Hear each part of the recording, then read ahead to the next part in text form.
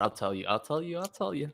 Vish thinks DeAndre Hopkins stinks. We're going to get to that in a second. But also, football is officially back. I don't know if you are watching the Lions and Chiefs game. It is the Chiefs ceremony game. They got their rings and all the cool stuff. But that means football is here. Why not watch that game and tap into us? Sorry, we're a little bit late. But Larry was working hard. I'm sure we'll talk about that in a second. But there's so many things to talk about going into Sunday, and I'm so excited to have these two here on Last Second Sports. We're going to get it next.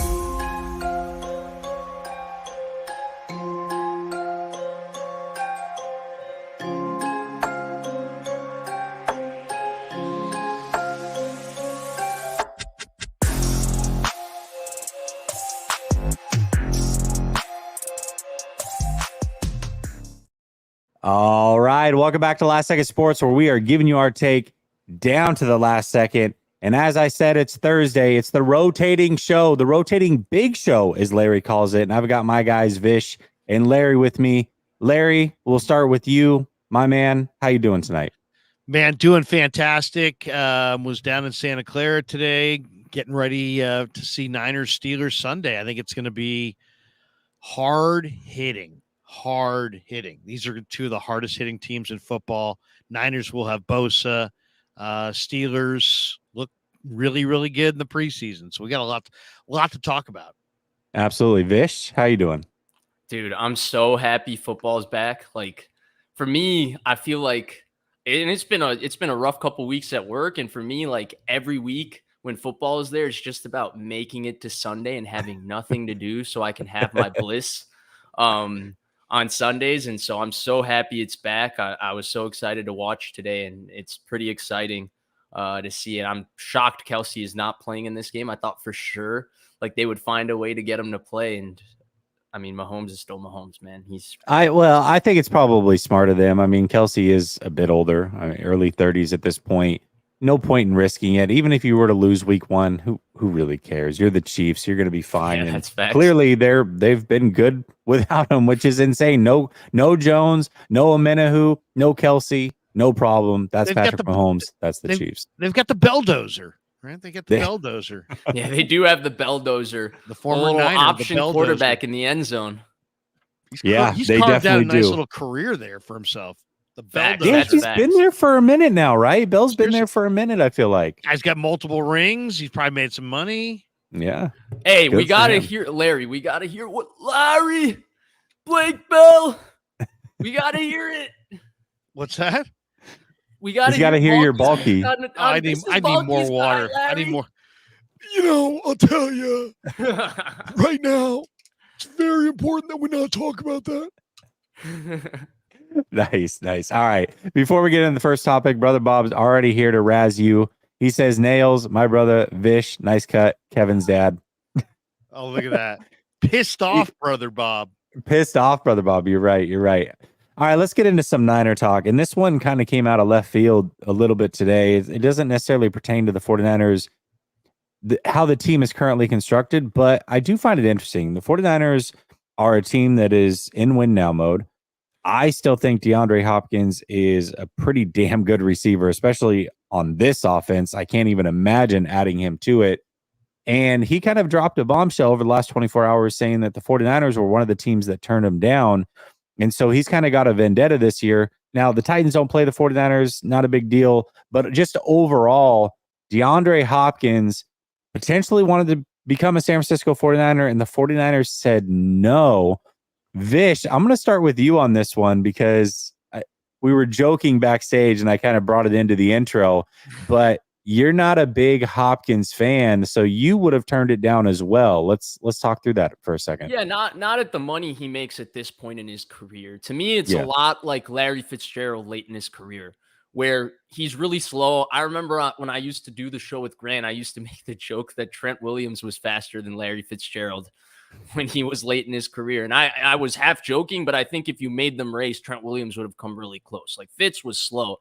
And I think Hopkins is at the point in his career where he's not really scaring the big time corners. He's slower. I think that a lot of people look at the numbers and the fantasy stats because they still target him a lot. He still lines up in isolated X. He's very good at contested catches. He's always been phenomenal at that. He still adjusts to the ball very well. And they think that he's still a high-level player. But I think at the money he got and the money he was looking for at this offseason and the player that he is at this point, for me, it is a kind of a situation where I don't mind them saying no. I think Hopkins has lost that extra gear. I think he's lost that extra explosiveness. I don't think he is a top 15, like number one receiver in the NFL at this point in his career. And this is a guy that I think at one point in his career, you could make an argument was the best player at his position in the NFL. He was really in the conversation with the Beckhams, with the Browns, with the Julio Joneses, the AJ Greens, all of those guys for a while, even with TJ Yates and Brock Osweiler and those kinds of guys throwing the football to him. But I think at this point, it's just that age has caught up to him. It catches up to everybody besides Tom Brady. I think it's caught up to him. I don't think he's the same guy in terms of being able to scare you on the outside. I don't think he really scares anybody, to be honest. He's still an excellent player in terms of catching the football. But if you're looking at DeAndre Hopkins as a number one wide receiver where he lines up on the outside and the best corner is going to be scared that he's going to run by him at this point in his career, I don't think that's the case. And that's where when he was still looking for number one receiver money, I understand why nobody returned his call. Okay. I mean, I hear you. I mean, he's not the player that he was. I mean, nobody's, he's now what, 31, maybe? 33, right? Is he 33? Or he's 31, sorry. 31. You're correct. Yeah. So I don't know. I mean, he's put up obviously big numbers in the past, double-digit touchdowns, 2018, 2017. He had 13 touchdowns receiving. 3 out of those 4 years there from 2015 to 2018, he had double-digit touchdowns. But, I don't know. Is he regressed or is it the quarterbacks that he's playing with regressed? I kind of wonder that a little bit with Arizona.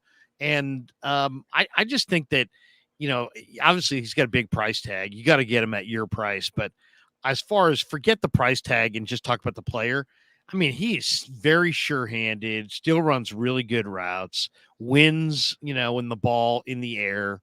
I mean, I think you can win championships with this kind of a guy because he's so he still has elite ball skills and better than average size and can play. You can throw it up to him. I mean, I just think he's on a really good team with a really good quarterback. I think he could have one more big year. Do you remember what week Kyler Murray went out? Did we play Kyler Murray last year? Yeah. No, they played Colt McCoy and Blau, right? Wasn't it? Yeah, you're right. But I think Kyler... I actually don't remember. The 49ers played them twice. They played them in week 11, that first game, and I don't remember. 49ers, McCoy that was right before game. Thanksgiving. That was the Mexico game, right? McCoy played in that game. You're right. Okay. So 4 games with DeAndre Hopkins and Kyler Murray last year. Here was his stats. First game, 10 catches, 103 yards. Second game, 12 catches, 159 yards and a touchdown. Third game, 4 catches, 36 yards and a touchdown. And then the final game was 10 catches for 98 yards. I mean, he's a big time guy, man. He's a big time guy. He's a volume guy. He is a volume guy. It is what I described. It's what I described. Low yards per catch, a lot of shorter hitch routes. He's still excellent with his hands. His hand-eye coordination is phenomenal. As you guys said, he's phenomenal with the ball in the air. But when we're talking about a number one receiver, there has to be some element where he has to scare you after the catch, or he's got to be able to stretch the field and scare you in terms of beating you down the field. And I don't think he's that guy anymore. He's not Jamar Chase, for example, who I was very wrong about before the draft. You want to talk about one of the biggest misses of all time, Vish? I'll take the Niners. I mean, I like him a lot. He's not a fit for every team, and I don't think he was a fit for the Niners. I mean, the Niners have a tighter cap, and they've got some dynamic receivers. I mean, Brandon Ayuk, Deebo Samuel, Jennings is the third guy. They like him. Gray's the vertical speed. They've got guys who complement one another. They even have some young guys now with ball skills, and Tay Martin and Ronnie Bell. So, I mean, they've got a really deep and talented wide receiver core. But, like, if I was the New York Giants or if I was Dallas or one of these teams, I wanted to add another weapon to try to run with the Niners and Eagles in the NFC, or, maybe there's a team in the AFC, but I'd want DeAndre Hopkins. I mean, I bet that, what's he make? Because that's the thing. I mean, it's always about He has like a tag. 10. I think he carries like a cap hit of near $10 million. I think he makes like $12 million this year, which, I mean, if you're talking about the Niners, I don't know that he's their number one receiver. It's pretty close on It's whether just he's not a their number two priority. receiver. It's not a priority because they have other needs. I agree. I just the think question is he's still a how hell much of are a you paying player. for a number 3 receiver at that point, right? Because I feel like that's kind of what he fits into. I don't know. It'd be tight, but I mean, he would have been our favor slot defense. receiver. I want to point this out. This is a great comment, and I agree. And I think he's going to be that in Tennessee. I think Tennessee's going to use him very similarly. In fact, they've got a lot of guys there from the Texans when he was there the first time that are putting things together. And so I expect him to be a slot receiver. I think he's going off this year. I think he's going to have a big I do year. too. But that's the same comparison as end of the career Larry, right? Larry saved his career when Carson Palmer came by moving into the slot and basically becoming a tight end. Yep. That's what they Look do at that that. with DeAndre Hopkins. Yeah. Go bust out a Tennessee Titan depth chart, and you're going to quickly see that they got 3 guys that can catch the ball. They're going to run it with Henry. They like that kid Spears behind him from Tulane, but then they got the tight end. I can't pronounce his name, Okoronkwo or something. Yeah. They drafted Josh Wild too, he's right? fantastic. From Cincinnati. Nice And player. Yeah, they did. They've got Treylon Burks, the Arkansas receiver, who's big, strong receiver. And then they've got DeAndre Hopkins. The rest of the receiving core, I don't know. I think Burks and Hopkins are going to get a ton of balls from somebody. Is it going to be Malik Willis? Is it going to be Tannehill? I mean, I don't know who's going to be. It's going to be Tannehill. Come on. It's going to be Tannehill. I think it's going to be Tannehill. Tannehill is definitely better than those 2 quarterbacks they have on their roster for sure. It's not going to be the rookie. Tannehill played fine last year. If the weapons were terrible, the protection was terrible. It was a bad offense for them. And I think BMac makes a good point here. He says D-Hop is a waste of money. I'd rather them get a right tackle. Yeah, I agree. I still think it's funny because when there was talks about him being cut from Arizona, actually Grant and I kind of went back and forth on Twitter, and he called Hopkins wash, and I told him he's absolutely wrong. And then I showed him blind numbers of Hopkins and Ayuk, and people got really mad at me, like, Ayuk's way better. And I'm like, listen, I understand Ayuk's ascending. My point is that we love Ayuk here, and we should, but Hopkins is still putting up better numbers at his age, which shows you he's still also really good. He's not washed, was the whole point. It wasn't to bring down Ayuk. It was to prop up Hopkins and say, yeah, he's still pretty good also. Like, that's a real thing. I feel like Niners fans in general are just very sensitive and like about any conversation involving Brandon Ayuk. Like, you would almost think Brandon Ayuk has had 3 1,600-yard seasons in a row, like Justin Jefferson. Sometimes the way he gets talked about, he's a good player, really good. Wow, Mahomes just threw a pick 6. Damn, but Lions. Ayuk is a really, really good player. That's my fantasy quarterback you're talking about right there. So keep my fantasy quarterback's name out of your mouth. Seriously, keep him. Don't even mention him the rest of the night. What I was gonna say was Ayuk is a really, really good player. He's ascending, but he's not perfect yet, and he certainly has room to grow. And he's certainly not produced yet at the caliber that you would expect a high-level number 1 receiver to produce. Now, there's a variety of reasons other than himself why that hasn't happened, but at the end of the day, production is production, man. Yeah, absolutely. No doubt about it. All right, let's talk about another player that's not on the 49ers, but this is very relevant to the game this week. Patrick Peterson came out and said he thinks he's going to get his hand on a football and make an interception this week, and that is because the 49ers have quote-unquote tells that he is aware of. So what is he talking about, and do you put any stock into this at all? Larry, this time I will start with you. Well, it's funny. I was sitting there in the room this afternoon when they asked Brock Purdy about that, and he's like, oh, he said that, huh? Oh, that's kind of It was like this. It wasn't like, he said that. He said that. It wasn't like, WWE or anything. It was more like, oh, he said that, huh? Just like real casual. It's gonna be the game's gonna be fun. I mean, it's gonna be. I think this would be one of the best games all week one. I mean, Purdy is, there's a lot of disrespect for Purdy, and he's got a lot of confidence, and he's got a lot of good weapons. So we're gonna find out. Somebody's gonna be right. Steelers have a huge rush. T.J. Watt and Alex Highsmith, but this Nick Herbig is the story there. I don't know if how much you watch the Steelers in the preseason, but the Wisconsin rookie they got in the 4th round has just been a menace.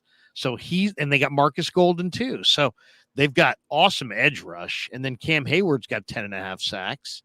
So, and then on the back end, you got Pat Pete, as they were calling him. I don't know, he's a veteran. He's older, but he's big and he's really knows how to play. And then you got the rookie from Penn State, Joey Porter. Chandon Sullivan's kind of a bigger bodied nickelback. Wallace is a veteran who was in Buffalo. Obviously Minka's the star back there. Keanu Neal's a big hitter. We all know Keanu Neal, but you can isolate him in coverage and beat him in the pass game. I don't know. It's going to be interesting. Can the Niners offensive line stand up? Can Shanahan devise plays and get the ball out quickly? If he can, I do like the advantage of the 49er weapons, Samuel and Ayuk against the Pittsburgh corners. I like it, Vish. I think so. I think he was just very honest. If you talk to a lot of NFL players, I've had the opportunity to talk to a couple where when you talk to them casually, you'd be surprised how much they know what the other team's offense is going to do. Like, I remember talking to one in particular, and he used to say, well, if the Seahawks were in a 3-by-1, every single time he knew Russell Wilson was going to throw it to the single receiver side. A lot of people, like I'm sure Patrick Peterson has seen stuff where if the Niners are in certain, like where you see like yardage splits and all of that, like if the guy is really condensed, you might be expecting 2 or 3 routes, and he might have tells on that. Niners defensive players would probably say the same thing about the Seahawks offense. The issue is in football, it's very difficult to get 11 people coordinated, even if you know what's coming, to actually stop it. And that's where I think that a lot of people are really reading into this too much. I think he was just very honest about understanding, because he feels like, well, if the Niners maybe are in certain formations or if he sees certain motions, he feels like he has a hang of what they're doing. Again, having a hang of what they're doing and stopping it are not the same thing. I'm sure if you ask the Niners players off record too, they would feel like, yeah, they have understanding about certain things in the Steelers offense that they feel very comfortable with. They just probably are a little bit smarter about not saying it to the media. And speaking of Patrick Peterson, by the way, one of the best cornerback prospects I've ever seen, one of the best corners I've ever seen. The funniest thing about this guy is that Michael Crabtree owned him. Michael Crabtree owned Patrick Peterson. Michael Crabtree in 2012 had that 3-touchdown game in Arizona. He caught the fade on Patrick Peterson, did all of that. Alex Smith was 18 for 19. That was his last game. And then he came back. And do you guys remember the 8 for 172 number he put up week 17 on Patrick Peterson to give the Niners their first 1,000-yard receiver since Terrell Owens? So I don't really care that he said this, but I also think it's funny because Patrick Peterson might go to the Hall of Fame and Michael Crabtree was his daddy. Yeah, but everybody kind of had that player. Like everybody has that player. If you look at Darrell Revis, his player was Stevie Johnson. You remember Stevie Johnson gave him that issues. Was his guy. It was the funky movement off the line of scrimmage. Yep. Revis couldn't handle it. Yeah, and that's just the way that it goes sometimes. You know, it's crazy that Patrick Peterson has been in the league for that long. When you really break it down, you're like, wow, dude played against Michael Crabtree and is still doing his thing starting in this league. That is absolutely wild. And as Brother Bob points out, that is the third PP that we can add to his content, which is Purdy's Pimp, Pig in a Pickle, and Patrick Peterson. So there you go. Purdy's Pimp about to be riled up at the other PP, which is Patrick Peterson. That's right. I'm very anti-Patrick Peterson. No, he's just he's 33. Come on, the Niners can make plays on Patrick Peterson. I agree. When you're talking up a big game, that always makes me wonder if you can deliver. We'll see. He's 33 at this point, but it's all going to be about can the Niners either get it out quick or can the Niner O-line stand up to the Steeler rush? But I think this could be the hardest hitting game of week 1. I agree with that. This is one of those games. If the 49ers didn't have the Rams in week 2, this is one of those games where I would say both teams are possibly going to lose in week 2 because this game is going to be so physical. Yeah, and I think That's a good I think the difficulty also is just going to be the variations in the fronts, the multiple. They're going to show a lot of different looks, and Jake Brendel's going to have to be on his P's and Q's with protection calls. And that's part of one of the issues I had when we've discussed this game in the past. I think a lot of people know where I stand on this game. I've been standing in the same spot for it since the day the schedule came out. But that synchronization for an offensive line that has had only so many snaps together through training camp in the preseason, and you're facing a defense that does a lot, has a lot of little zone blitzes. I mean, this defense, I mean, is very famous for all the different things they do. They're Blitzburg. And so I think when you look at that and the amount of communication required to handle all of that stuff, it is a very, very difficult first game matchup. I watched all 3 of the Steeler preseason games. The Steelers looked great in the preseason. Now, I don't know what the heck the Falcons were doing. They didn't even play their players against the Steelers. It was the Steelers 1s against the Falcons 2s and 3s in that 3rd preseason game.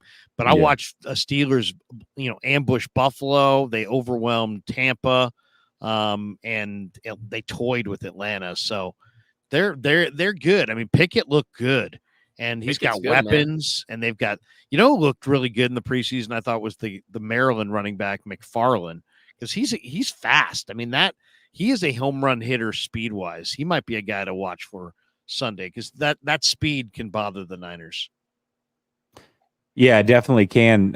Vish, is that a payphone behind you? I think it's a fan, right? Is that a fan over your shoulder? Yeah, right there. That's a fan. I came here from the gym, so I was a little hot, so I had to. Also, very, very funny though. Very funny. Yeah, the payphones are like older than Vish, so yeah. I thought he was referring to my closet door that's open that I forgot to close before we started. Yeah, maybe it's when you're that. at the gym working out. Do you say your name in third person, like Vish is going to do Vish is going to do these tricep pull downs. No, I do not do that.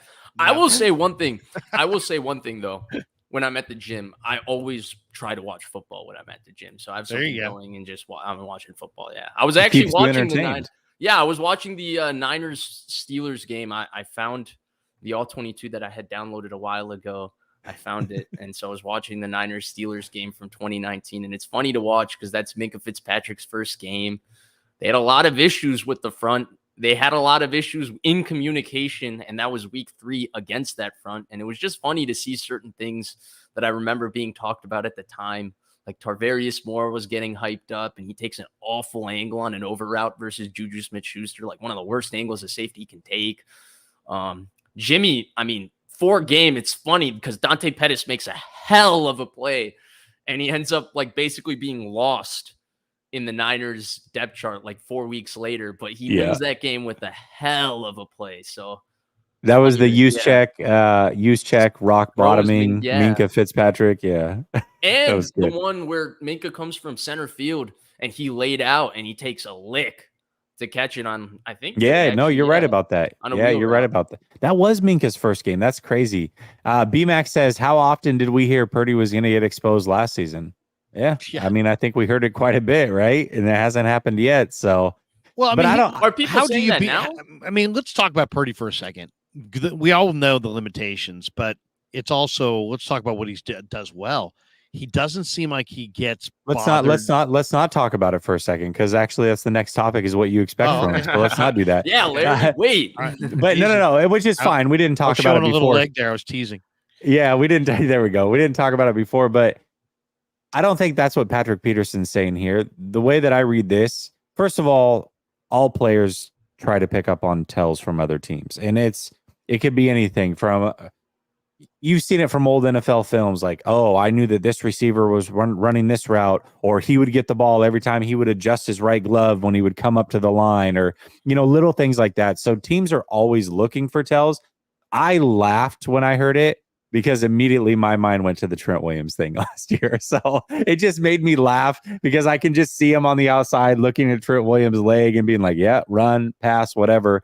And it just kind of made me laugh. Ultimately, you're right, Vish. Tells are all over the field. And I'm sure that the 49ers are no different, nor are the Steelers. And I'm curious to see how it plays out. But, Larry, I'll let you start out since you were about to get on a rant here. No, I was just can I give you one real great tell? No, we're gonna jump into it because you can give your take and then also roll into what do you expect from Purdy week 1.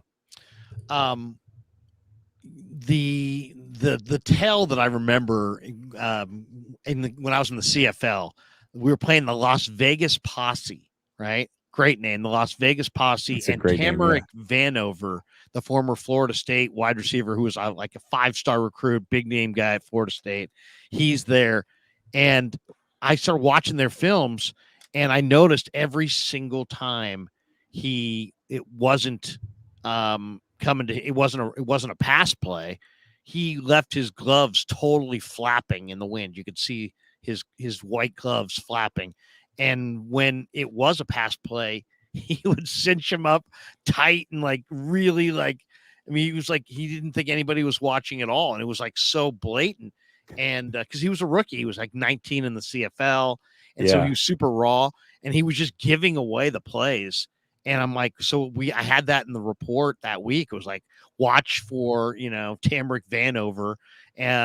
He's giving away, if his gloves are loose, they're probably going to run. He only tightens them when he's going to catch. And sure enough, I mean, he did it the entire game. It was an unbelievable tell. But as far as Purdy this weekend, I mean, he gets rid of the ball. He's pretty accurate. He's going to get some balls batted down. He's going to complete some passes. I don't know. He doesn't seem like he's going to That's a bold prediction, Larry. You think he's going to complete some passes, huh? Yeah, I mean, like, I don't think he's, some guys it's like are just like cannot complete a pass. He doesn't seem like that. He's going to keep his wits about him. I mean, it's not like he's got.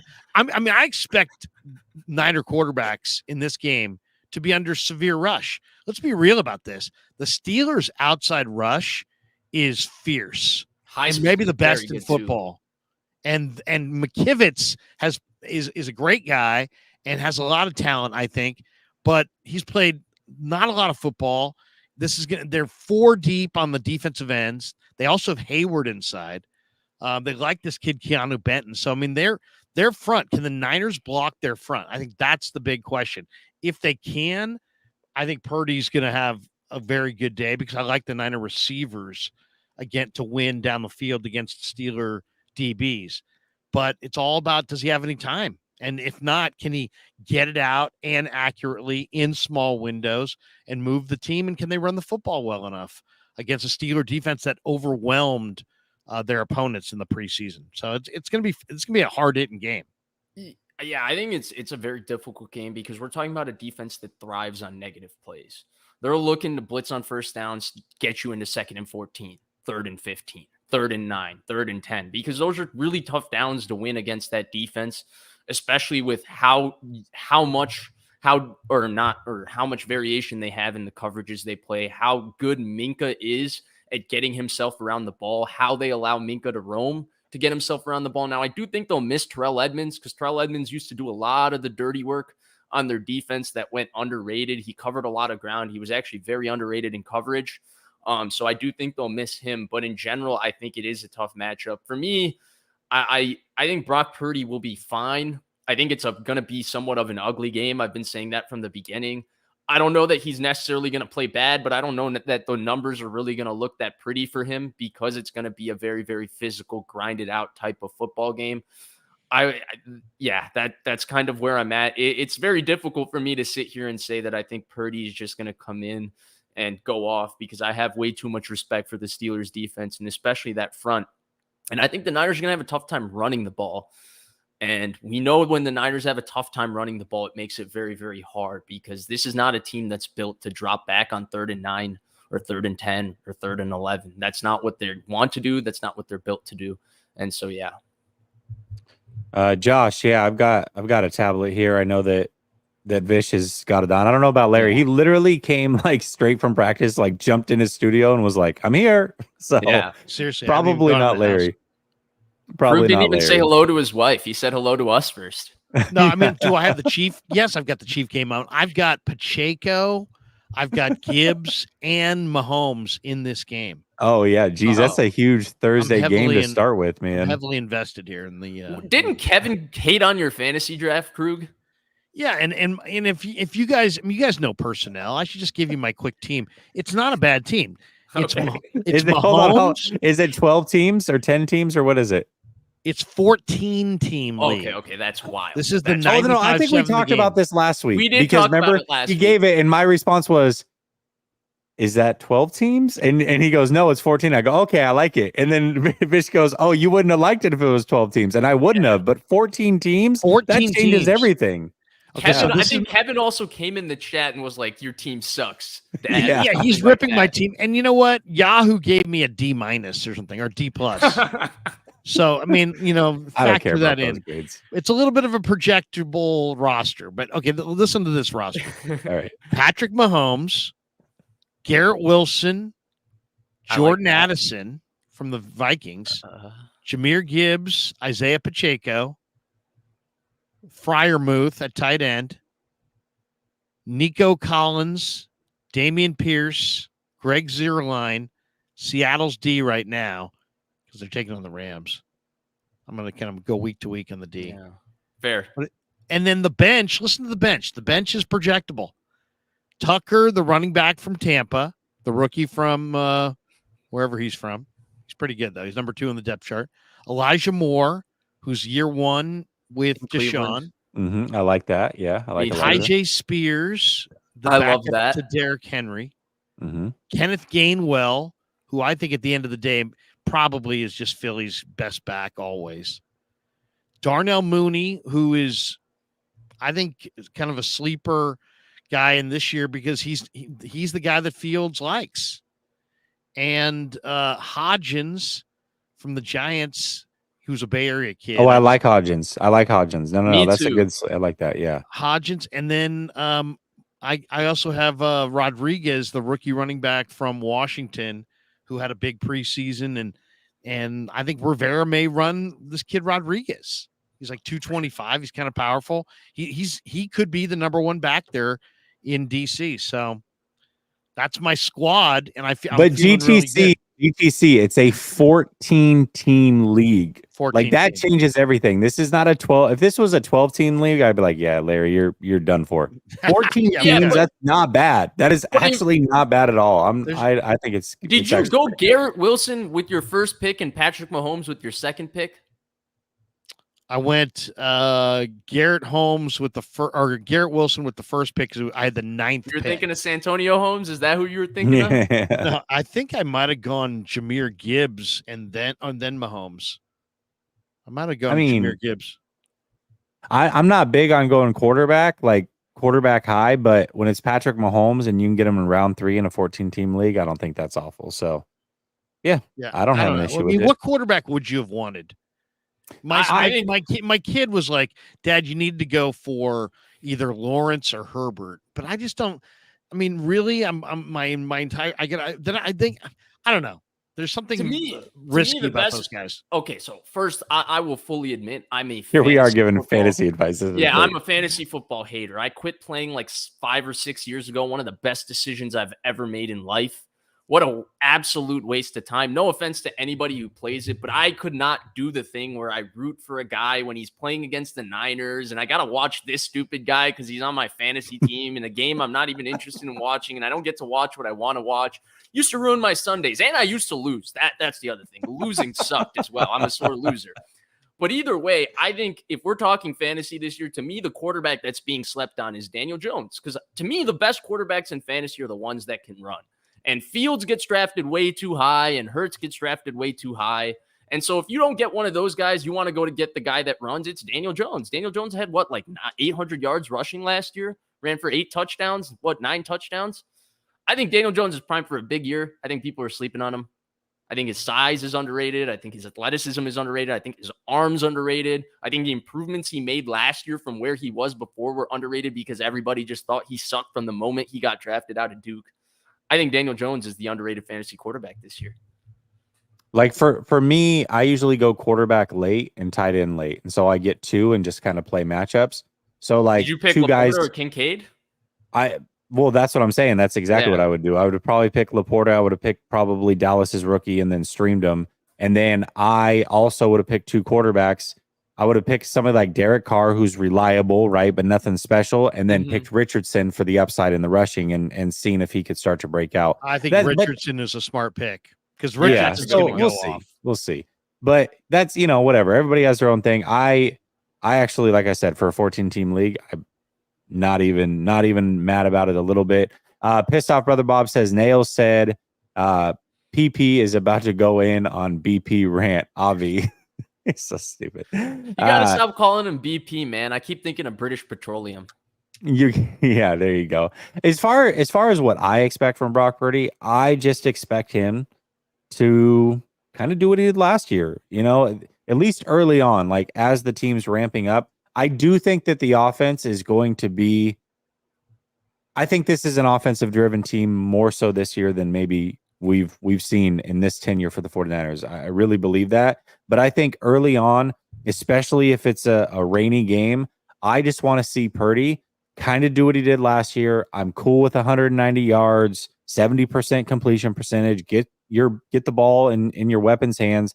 Let them do the work. That's all I expect to see from Purdy. I don't expect him to go win it on his right arm or do anything crazy like that. And I don't think that he's necessarily going to have to do those things. So that's what I want to see from Purdy week 1. Now, as the season goes, I do want to see more and more and more from him. I want to see some, higher volume games and that type of stuff. But early on, just ease him in, make it through this game, make sure he gets out healthy. And for the love of God, please tell me the 49ers learned something from that Philly game, because if there's a team that can kind of do what Philly did with that defensive line, it is certainly the Pittsburgh Steelers. They've got pass rushers galore, and you've got Watt against McKivitz all day long. Of course, they should help him out, but why not go at him a little bit? That was my gripe last year, and it was actually my game plan going into the Philly game was go at Hassan Reddick. And the way that you do that is you allow him to flow upfield. Purdy's got great arm angles. That's one thing I like about Purdy. He throws with anticipation, great arm angles. Even if he's got a guy in his face, he can complete screen passes, and let that type of game plan slow the pass rushers down before you start going 7 steps drop, play action, that type of stuff. I would love to see that from the 49ers this week as well. Yeah, what you're describing, right, is what the Chiefs did to Bosa a little bit last year. And now I think that was a little exacerbated because I think Bosa's entire rush timing was thrown out in that game because they called 2 neutral zone infraction penalties on him within like the first 4 snaps, which was like a weird thing, like, I don't know if they nudge, hey, refs, Nick Bosa lines up in the neutral zone, call it, hey, Nick Bosa lines up in the neutral zone. So they got 2 really good calls on it early to throw him off. I don't know about that, but I agree with you. And I would say also the Steelers front is very underrated. Everybody keeps talking about Watt, and Watt's a phenomenal player. Cam Hayward has been one of the most underrated players out of Ohio State since he came into the league. What an awesome football player. And then Alex Highsmith on the other side is actually very, very good. And I don't think anybody talks about him enough. He's a good player too. Oh, they get a lot. The question here is the inside backers, Cole Holcomb, Landon Roberts. Can Shanahan somehow get Roberts some of his thumper? Can he make those guys play coverage a little bit? And if you can probably exploit them. Keanu Neal as well. But it's all going to be about, how accurate can they be? How precise can they be? It's going to be intense rush, tons of energy. And, how efficient can the Niners play? The thing about it is the Steelers start fast and the Niners start slow. And, it's on the road, East Coast, early morning slot. It's like, it's set up for Pittsburgh to win this game for sure. But the 49ers are like 5-1 to win the Super Bowl, and the Steelers are like 50-1. Right, so, right. They're the better team. So the Niners are, according to the betting public, are the better team. The question is, how good is this Niner defense? Because in the preseason, you could run on the Niner defense. And is Najee and Warren going to be able to run on this 49er defense like the Niners got ran on in the preseason? And if that's the case, I think the Steelers are for sure going to win. But if the Niners just can stop that run and get Pickett into 3rd and long, I think, they're a better defense and they're a better team than the Steelers played in the preseason. That's for sure. Yeah, I agree. And by the way, I thought the linebacker point was a very interesting one. Watching the game back earlier today, that was pre-ACL Devin Bush in that game. And rookie Devin Bush, now he's not playing the most perfect game at linebacker, but his speed was definitely evident throughout that game. And you're talking about a Landon Roberts, who's a terrific player versus the run. He's kind of one of those old school backers that New England really likes. Yeah. Case in point, New England had him for how many years? He's a great thumper versus the run. He's awesome versus the run. But Landon Roberts is, for years upon years, the scouting report has always been that you can have him in coverage. And then in regard to the Niners defense, I agree, but I think the Steelers offense is getting a little bit underrated. I think, it's funny to me because I see a lot of Niners fans who always love the quarterback sample size, right? They love the quarterback sample size. We can't talk about a quarterback, but they're so ready to say Kenny Pickett stinks.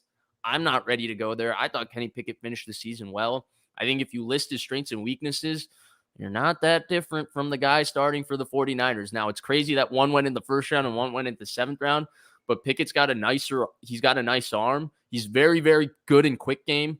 He's good outside of structure. He's creative outside of structure. He moves really well. He had issues managing the pocket pretty much last year, and he had issues sometimes getting to 2 and 3 in his progressions at times. He would just bail on plays, and he would try to make something happen off schedule.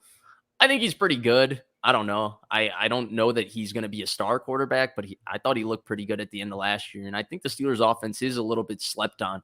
And I do think they have a good rhythm and timing going. At least that's how it looked in preseason. Perhaps that's all fugazi, but we'll see. Yeah, I think, the thing with Pickett, and I'll tie it into BMAC's question here, but I think the thing with Pickett is, and I talked about this with some of the Steelers content creators that I had on yesterday, but what happens is most people really watch their team. And some people just only watch their team, truthfully. And then there are some people that will watch their team, but they play fantasy football, so they'll catch a game here or there. And then there are people that legitimately watch everybody. And I think if you actually watch Pickett versus box score scouting him and looking at his numbers, which his numbers were atrocious, but you actually watch how he gets it done, I think there are a lot of similarities. And Vish, you credit to you. You're the first one to point that out to me. And then I went and watched him. I was like, holy crap. Like, if you flip-flop him and Purdy, you might have seen some similar things. Now, I'm still taking Purdy, especially in this offense, because at least I've seen him in the playoffs and I know he can get it done. I don't know that from Pickett yet, so that would be a question mark for me. But as far as like how they execute, I think there are a lot of similarities there. Now, BMAC's question is I don't get what Purdy did for people to question him. BMAC, I don't get how you can't question any quarterback that has only played 7 games. And there's a difference in questioning and putting him down, right? And I think there are certainly a lot of people that I guess perceived to trash on him, which, all right, maybe that's more what you're saying. But to have questions, I just talked about Pickett in a glowing light, said I think he's going to be pretty good, and I think he's actually similar to Purdy, but I don't know if he can get it done in the playoffs. I'm not saying he can't, but that's a question I have for him. Just like for Brock Purdy, I have questions. Has he been down double digits? Has he been forced, has he had a bad game yet and had to come back from that? Those are just little things that you got to see. Has he been in a situation where they need to score with 50 seconds and one timeout? I'm not saying he can't do it, and I don't think anybody should be able to say that he can't do it, but they haven't seen it. So I think questions are totally fine. By the way, I don't miss Richie James returning punts for the Niners at all. Catching the ball, waiting a second to pause. Holy cow. Not to mention, like, the first punt of the game, he caught it on like the 7-yard line and started to return it. Like, who catches a punt on the 7-yard line and starts to return it? When you're inside the 10, don't they always say, let it go? Yeah. The only one I remember that was successful was Patrick Peterson's first game versus the Panthers, which was coincidentally Cam Newton's first game too. He returned a punt for a touchdown from the 2-yard line, 98-yard return. I was like, what a nutcase for catching on the 2-yard line. But Patrick Peterson is way freakier than Richie James, man. I need this one tonight, by the way. Watching Lions Chiefs, I absolutely need to have this one. I have this in my survivor pool. So, gosh. I went Chiefs Without all their players, man, I Yeah. don't know. That one's tough, Larry. That one's tough. I know, but I just Ooh. I just felt like, opening night, Chiefs are going to lose at home to the Lions. That doesn't sound like the Chiefs. It's like, what? Did something happen? Like, things change in the NFL, but they don't change that fast. Dude, Mahomes is going to get it done. Don't worry. Mahomes will get it done. Seemed like the safer lock. Week 1, you can lose the survivor pool in week 1 by going with like the chalky. Like, everybody would say Ravens, right? This weekend, I'll go with the Ravens. Yeah. But I don't know. That's the big spread. That one's going to be tough. Okay. Did you want to add anything on this, either of you guys, before we get the Purdy thing? My fault, because you went to me, and then I was at that point. Richie James had a little ground caused the fumble moment. Yeah. No, it's fine. We can get to the next topic, but if you want to kind of address B-Max. What I was gonna say was, like, Purdy played terrific and all of that, but every quarterback is going to have people that question them. People question Lamar Jackson after he won a freaking MVP, man. Right. Like, this is what happens. This is part and parcel for the job. If Purdy's really that guy, then it doesn't matter if people question him or what people say about him. He's going to go continue to get it done on the field, and eventually people will stop questioning him. People question Patrick Mahomes, who threw for 5,000 yards, 50 touchdowns, and won an MVP his first year. So these kinds of things happen to every quarterback. People question Josh Allen all the time. You know how many people I have in my chat saying that he's not that good? I'm like, all right, dude. I guess Herbert, right? Or Herbert. They question Herbert all the time. Well, Herbert's 500. Herbert's 500 with a lot of talent, though. Now, he does play in a tough division, but 500 is 500. Well, also, talent. But Larry, they've been hurt through the amount of games that Herbert's played. Yeah, but through the amount of games that Herbert's played, Herbert has put up more points than any quarterback through those amount of games ever in history.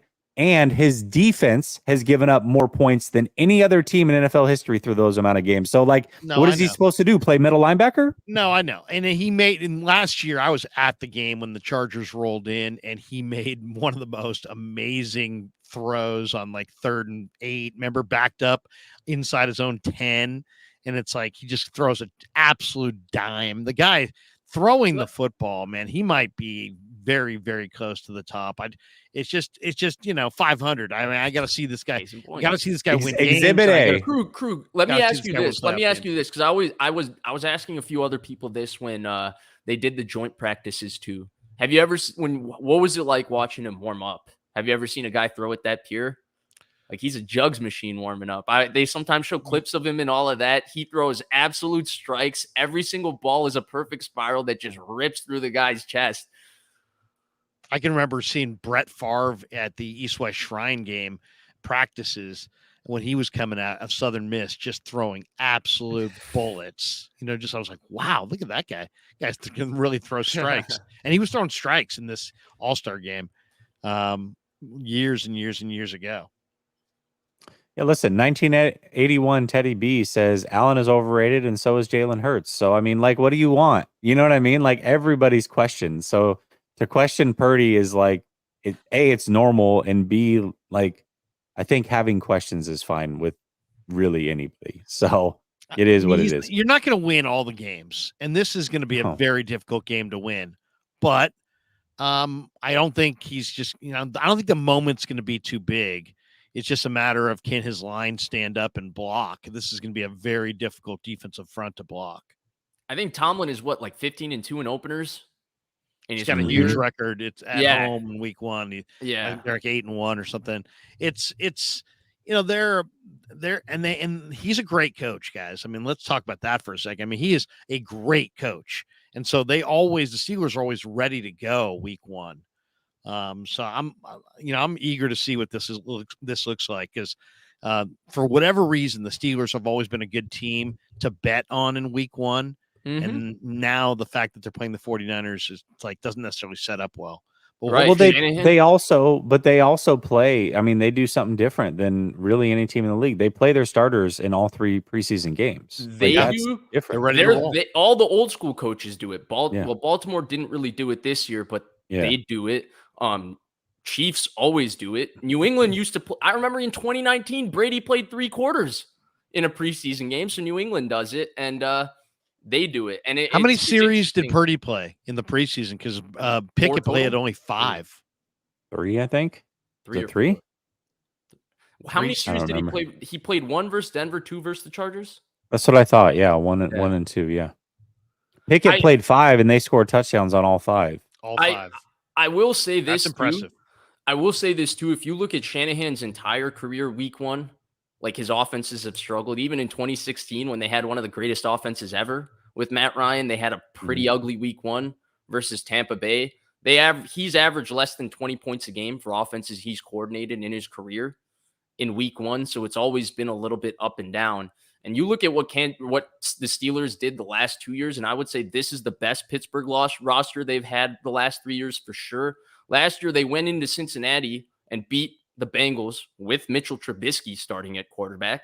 And the year before, with Ben Roethlisberger coming off of Tommy John, who was not unwilling to throw the ball beyond 5 yards past the line of scrimmage, they went to Buffalo. And at that time, I think the Buffalo Bills were the odds-on favorite or number 2 odds-on favorite to win the Super Bowl. They went into Buffalo and beat them as well. They went into Buffalo and beat them as well. So this is a very, very underrated team. I think people sleep on them. I don't think people realize how strong they finished the season. They didn't get enough credit for that. They went 7 of 9 to finish the season. They won they won their last 4 games. This is a very, very difficult matchup week 1. I've been saying it. And by the way, I don't think it's a sky is falling, chicken little kind of situation, even if the Niners lose that game. No. I think Pittsburgh is a very, very difficult matchup at this point in the year, especially when you're playing them at home, cross country. You have to deal with all of that. It's a tough matchup. The line of the week is I'm doing an interview in the locker room the other day, and I go up to Cleveland Farrell, and I'm like, hey, man, you're the veteran. This place is going to be howling. It's going to be an incredible atmosphere. What would you say to some of the young guys who maybe hadn't been through that? And he's like, man, if you're afraid, get a dog. I love that. Yeah, Great and that's line. one thing that you can look at, Vish, when you're trying to project the next season. Teams that were in a lot of tight games and either barely lost or kind of got hot towards the end of the season, those are the teams that usually pick up and play well early on the next year and sometimes go from like the worst to first in their division type situation. So, yeah, we'll see. I mean, one thing that we can say about Pittsburgh is that there is a lot more talent on this team than I think people realize, and that they will be ready to play football. As prepared as anybody in the league week 1. Now, that doesn't mean that their talent is enough to necessarily beat the 49ers or that the 49ers are going to lose. In fact, I've picked the 49ers to win this game by 3, but what it does mean is that you're going to be in for a fight on the road after the travel, and I'm curious to see how it plays out for sure. Here's what I will also add. This is a game where the Niners can't beat themselves because Pittsburgh will make mistakes, but they won't beat themselves. And if you look at the last 2 week 1s, I won't even go deeper into it. Just take the last 2 week 1s, right? The Detroit week 1, the Niners made so many mental errors all the way up till George Kittle going full on Brandon Bostic on that onside kick and basically allowing Detroit to come back in a game that they had no business even participating in really against that Niners team. And then last year, all the penalties, all the different misses, the Debo fumble in the red zone, they lost to the worst team in football.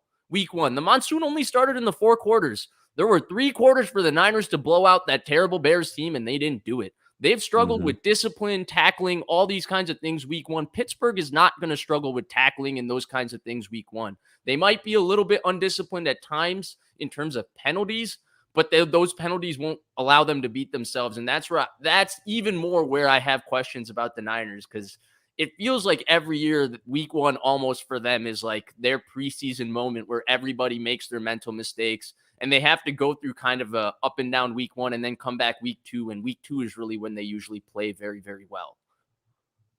Yeah, it's a good call. It's a good call. And last year in Chicago, they brought energy. Like they were flying around, they were hitting. It was good energy. Congo was everywhere, right? It's just that they had 2 communication busted plays on defense that both went for touchdowns, and then Dre Greenlaw, who's an awesome hitter, likes to hit. It's like leapers like to leap, hitters like to hit. He's a hitter. He likes to hit, and guys were sliding down in front of him, and he was hitting and drawing the penalty. Those penalties were costly in a couple of those situations, and that's enough to lose an NFL game. and then all of a sudden the monsoon came and it was very difficult to pass when the Niners really needed to pass in those last 5 minutes. But they're scoring points under Purdy, a lot more points than the Steelers are. It'll be interesting to see if they can settle into the football game, who can be the more productive offense. I do think the Niners could score more points potentially than this Pittsburgh team. Sure. The one thing I will say, though, at the point that they were scoring points with Purdy, their offense already had a lot of momentum build up, right? They had almost, I think they had increased their points per game with Garoppolo and Christian McCaffrey by 4 points. Now, Purdy took that to another level, no doubt about it. He did take it to another level in terms of scoring touchdowns versus Garoppolo, but there was a rhythm and flow to the football team at that point. And I don't know that rhythm and flow will be immediately there week one. Like, that doesn't come from last year. You got to rebuild it up this year. And this has been a slow starting team under Kyle. I mean, Kyle Shanahan's offenses have been slow starting his entire career. He averages less than 20 points per game on offense in week one in his 14 or 15 years play calling since 2008 in Houston. You can go look at every single one of those games. Week one has been a struggle fest for Kyle Shanahan. No doubt. You know what did come out of that game that was really good against the Bears, though, is that Greenlaw had those errors. And if you remember that right after that game, they signed him to his extension. And boy, was that maybe the best extension that they could have gotten. They got him for so cheap. Yeah. And I'm not saying that game necessarily factored in fully, but it was kind of interesting that it happened after that game when he didn't play particularly well. And then we saw the ascension from Dre Greenlaw. Hell of a player, was voted top 100 players this year, almost an all-pro. I think he missed it by 1 vote last year. Yeah, I mean, they got a steal on Greenlaw in that contract, big time. Absolutely, good point. Look for him to play well too this week. It's his kind of game. Yeah, I mean, the Steelers, Najee Harris, Jalen Warren, and then the speed of Anthony McFarland, and then you've got Freiermuth down the seam. Calvin Austin, too. Don't forget about him. Austin had a great preseason as a return guy. So limiting Calvin Austin is going to be definitely one of the keys. Deontay Johnson's a tricky player to handle on the outside, too. Very underrated receiver. So it's going to be interesting. I mean, gloves versus no gloves. There you go. Well, can we talk about Warren real quick, though? Because I think the Steelers quietly have a Zeke Elliott, Tony Pollard situation with Najee Harris and Jalen Warren. Jalen Warren's got some pop to him. And Pollard gave the Niners defense some issues in the Dallas playoff game, right? People forget that 2 things happened in that Dallas playoff game that completely changed the result. One, Pollard snapped his leg, which really affected the Dallas offense because he was the one kind of explosive element to their offense. And then 2, Keontae Turpin, the returner, ran into Robbie Gould instead of just turning right, and he would have scored a touchdown on a kickoff return. But instead, he ran into Robbie Gould, who took the charge of his career because the Dallas Cowboys didn't score on that drive. And so those 2 things really affected the points, and that's where I wonder how Jalen Warren is going to do in this game.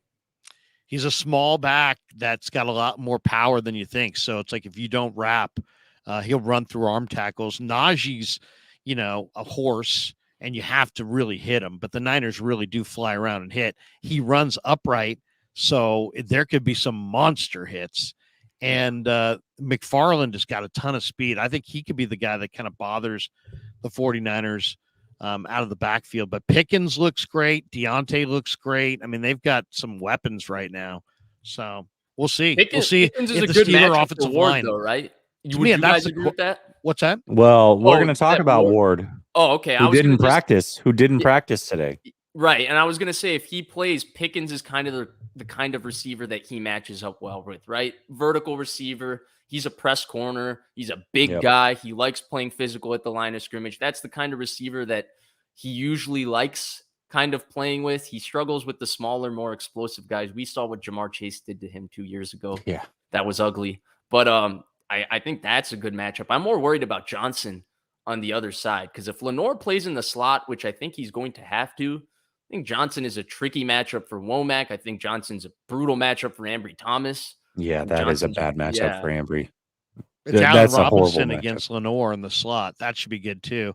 I like Lenore there. I think he should be able to do a good job there. Hey, Yeah, Larry, Robinson's is lost that a for step sure? for Is sure. that confirmed that Lenore is going to play in the slot, by the way? Yeah, he is going to play in the slot. I talked to him about it this week. I think, the Niners are looking at the other guys outside.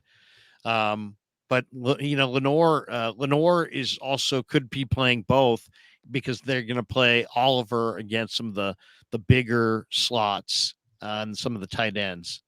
So you're going to see Oliver as well. Interesting. I don't think that'll last for too long. No offense, Isaiah Oliver. I don't mean to just hate on you incessantly. Pissed off brother Bob says, "Whoa, wait, PP's not confident in Purdy? Oh no, are you not confident in Purdy? I didn't catch No, I'm that. very Me confident. neither. Yeah. Yeah, I didn't I catch feel that. very confident. I said 28. I'm saying 28-17 Niners. Yeah, I think 28 might be high just because, it's one of those games. Like I said, I had a 23-20. Moody worries me if it comes down to a field goal from him for sure. We'll see how that plays out. He But might not even be Moody, right? It could be it could be Matthew Wright. no, it could be. They were just talking like Moody's gonna play. Ty Bud, I think this is in reference to what you said, Vish. He says, Jesus, thank you. I've been telling PP that Niners gain momentum with Jimmy and then CMC, and then Purdy just carried him from that point. But I think this is in reference to your comment, how you said that the offense was kind of, flowing a little bit or whatever. So The entire team was flowing. The entire team was flowing, and he Yeah. elevated it too. But I don't want to discredit him for that. He's been flowing in the preseason. I mean, he just hasn't played very much. True. It's just the Niners have, it's all about how good are your weapons. And right now, I mean, McCaffrey, Ayuk, and Debo are all lean, mean, fast, healthy. I think it's going to overwhelm the Steelers defenders, to be honest. I think the Niners have a ton of speed and a lot of options on their weapons. I can't picture being a game where they score like 9 or struggle all day to score. I don't think it's going to be that kind of game. I mean, last year it was Jamar Chase, T. Higgins, Tyler Boyd, Joe Mixon, and they bottled them up to 17 points. 3 picks They from won that Burrow, 20-17. Yeah. I mean, I think they're going to pick off Purdy in this game too, by the way. They will. That defense causes turnovers. They cause havoc. 1 is okay. 3, no. That's not going to. Yeah, you throw 3, they're going to lose. But I don't expect that from them. But I would say that people didn't expect that from Burrow last year either. Like, Right. You know what I mean? Right. It was like a big topic. Remember week 1, like, people caught up to Burrow. Talk about questioning quarterbacks. Like, he was questioned big time after that week 1, and then he just did Burrow things and absolutely crushed it. The next week, they really struggled on offense against Dallas too, right? Because they couldn't protect. Lyle Collins was being an absolute bust for them of a signing. That's true. And they struggled against Dallas the next week. You're right, Jesse. Every quarterback in the NFL pretty much gets questioned. Like that, like the questions are crazy, actually. You're right. All right, let's talk about Charvarius Ward, who, by all accounts, was not at practice today with a heel injury. I'm not sure how serious this is. Larry, I mean, was there any indication that you got in those interviews today that he may not play? Like, did it come up at all?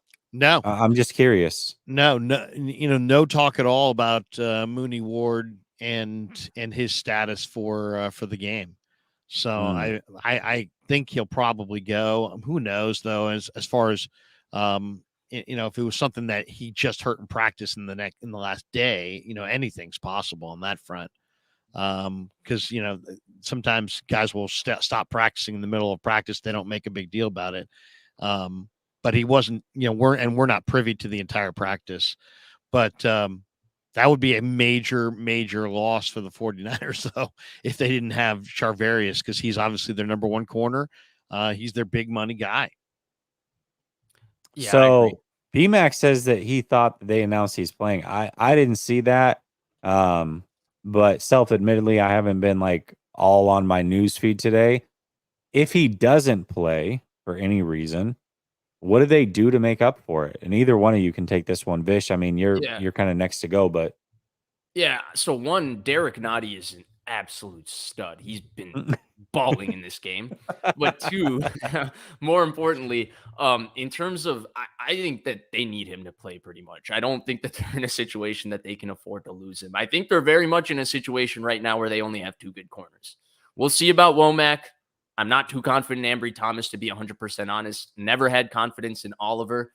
They need him to play. They need him to play on the outside. If they want to play man coverage in this game, the only guy that I feel like you can really 100% trust in man coverage on this team, especially if he matches up with George Pickens, is Ward. To Ward's credit, he's a stud. He's played pretty much his entire career. This is not a guy that misses snaps. He plays a lot of snaps, plays a lot of games every single year, similar to Javon Hargrave as well.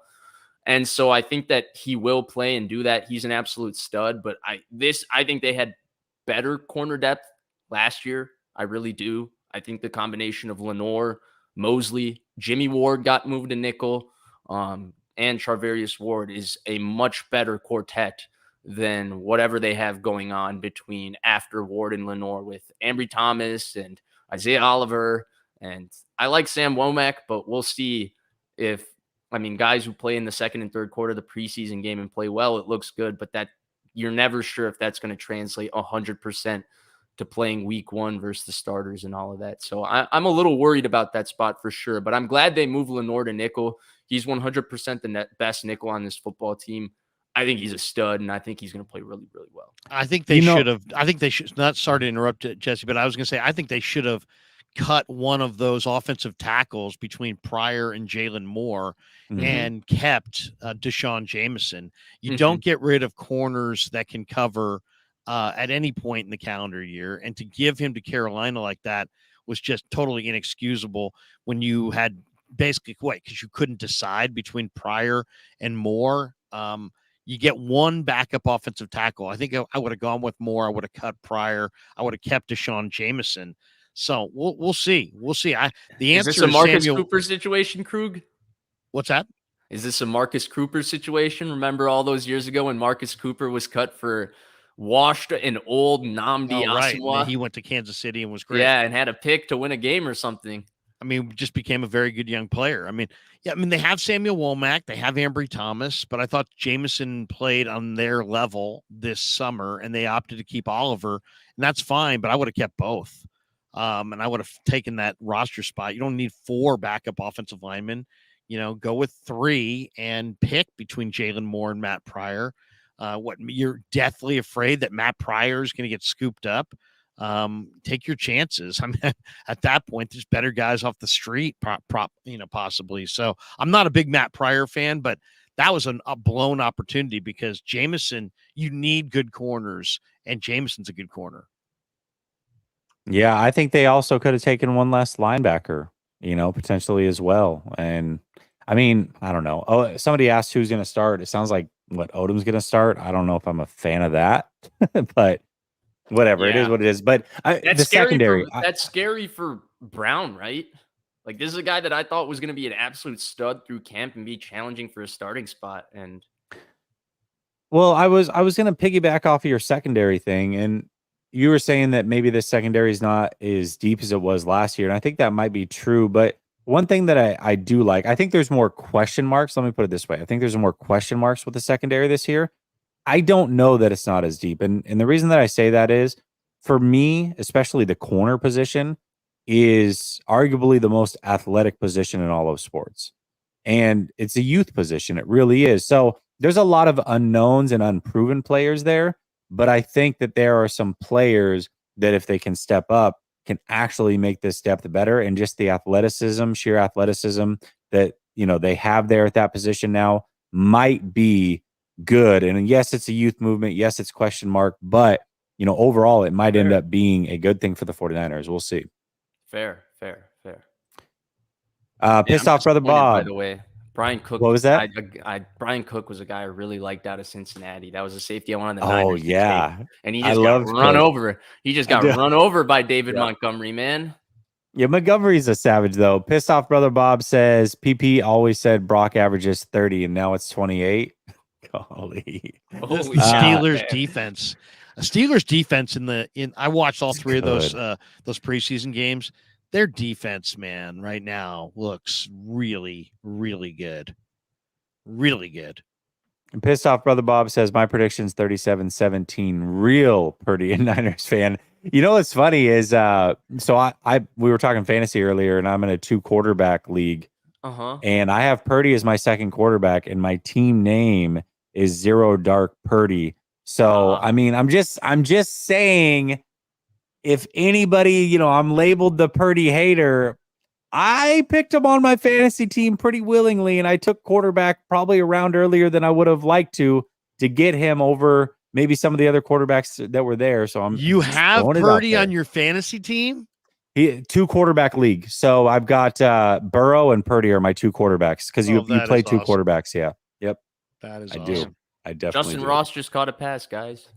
Yay. That's good for him. I used to go Honestly, with that's Brady, good for him. but it's tough to the fantasy quarterback. You got to go with somebody that you want to root for. Yeah.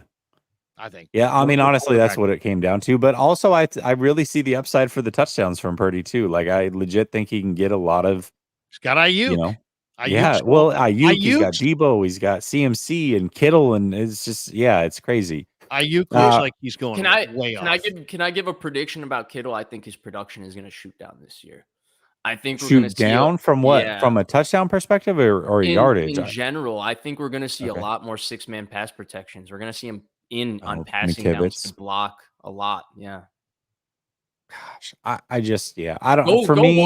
Go watch how much he blocked in the other games from the Kivitz, man. No, I agree. I mean, I guess for me, use check is so underutilized, and for me, like, why not?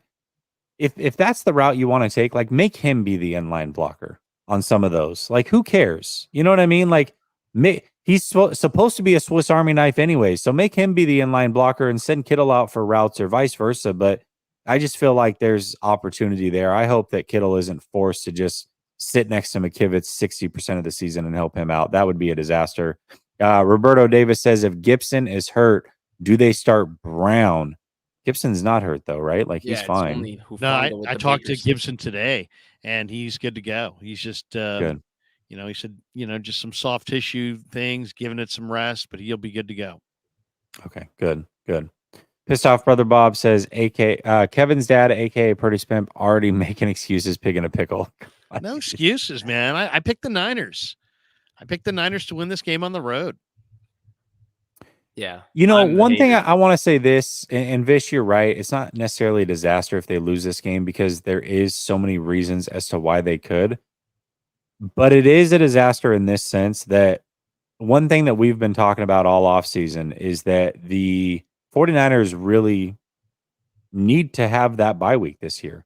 Like, that's the one difference. If they're going to win a Super Bowl, in my opinion, they have to have that bye week. And I know that we've brought it up as a topic, and I think we all kind of agreed there that obviously that's preferable. But now you've heard Shanahan talk about that a little bit. You've heard Debo talk about that a little bit. Losing week 1 is not the end of the world by any means. But when you look back over the course of a 17-game season, and if you lose a tiebreaker or you're 1 game behind, that game might have been the difference, along with the other ones that you lost. So week 1, even though it's week 1, is very important. Let me ask a question about that, though, because I've also seen them all mention it. What have they done differently this offseason to make themselves be better week 1? That I don't know. It's the exact same offseason that they've had every year under Shanahan. You're right. Guys played the same amount in the preseason as they always do under Shanahan. So is it that they're going to turn a switch on? Because I don't think any of the issues with week 1 has been the competitive level. They've always been competing. I think the discipline versus Tampa Bay in 2019 was terrible. 2020 was one of the worst week 1 losses in the Shanahan era when they tried playing quarters coverage versus DeAndre Hopkins off and giving him 12-yard free access out routes the entire game. 2021 was pretty disastrous in how Detroit came back and Kittle going full Brandon Bostic. And then last year was a disaster, man. They lost to the worst team in the NFL.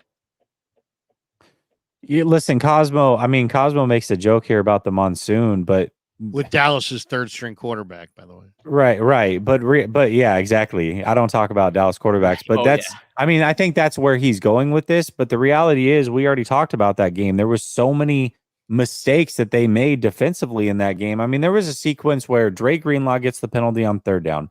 Very next play, Justin Fields throws it directly in the chest of Gibson, who drops it. And then they have the busted coverage on the backside for a touchdown to Pettis. Those are the types of mistakes that we're talking about avoiding so that they don't lose week 1. And kind of to Vish's point, what have they done to make sure that they don't make those same mistakes that they Talk about do it. seem to That's make it. in week one. They It's true. talked about it. That's it. I mean, that's a good you know, point. last year they brought lots of energy, but not a lot of focus. I think this year, since there's been so much surrounding winning the Super Bowl, so much talk, so much focus, so much, you can feel the difference this year.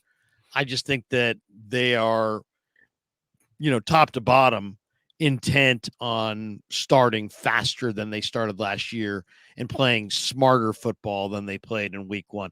Last year, they played with a lot of energy. They just didn't play with a lot of poise.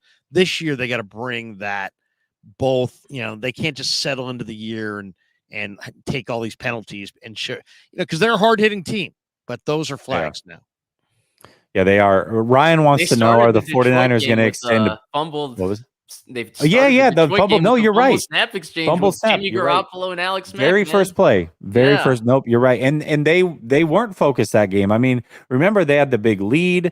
Then all of They a don't want sudden Brandon the Lions came Bostic. storming back. They lost Verrett for the season. Well, Yeah. it was Verrett, right? Or was it? Yeah, it was Verrett they Verrett lost. with Yeah. like 9 minutes left in the game when they Yep. were up 20.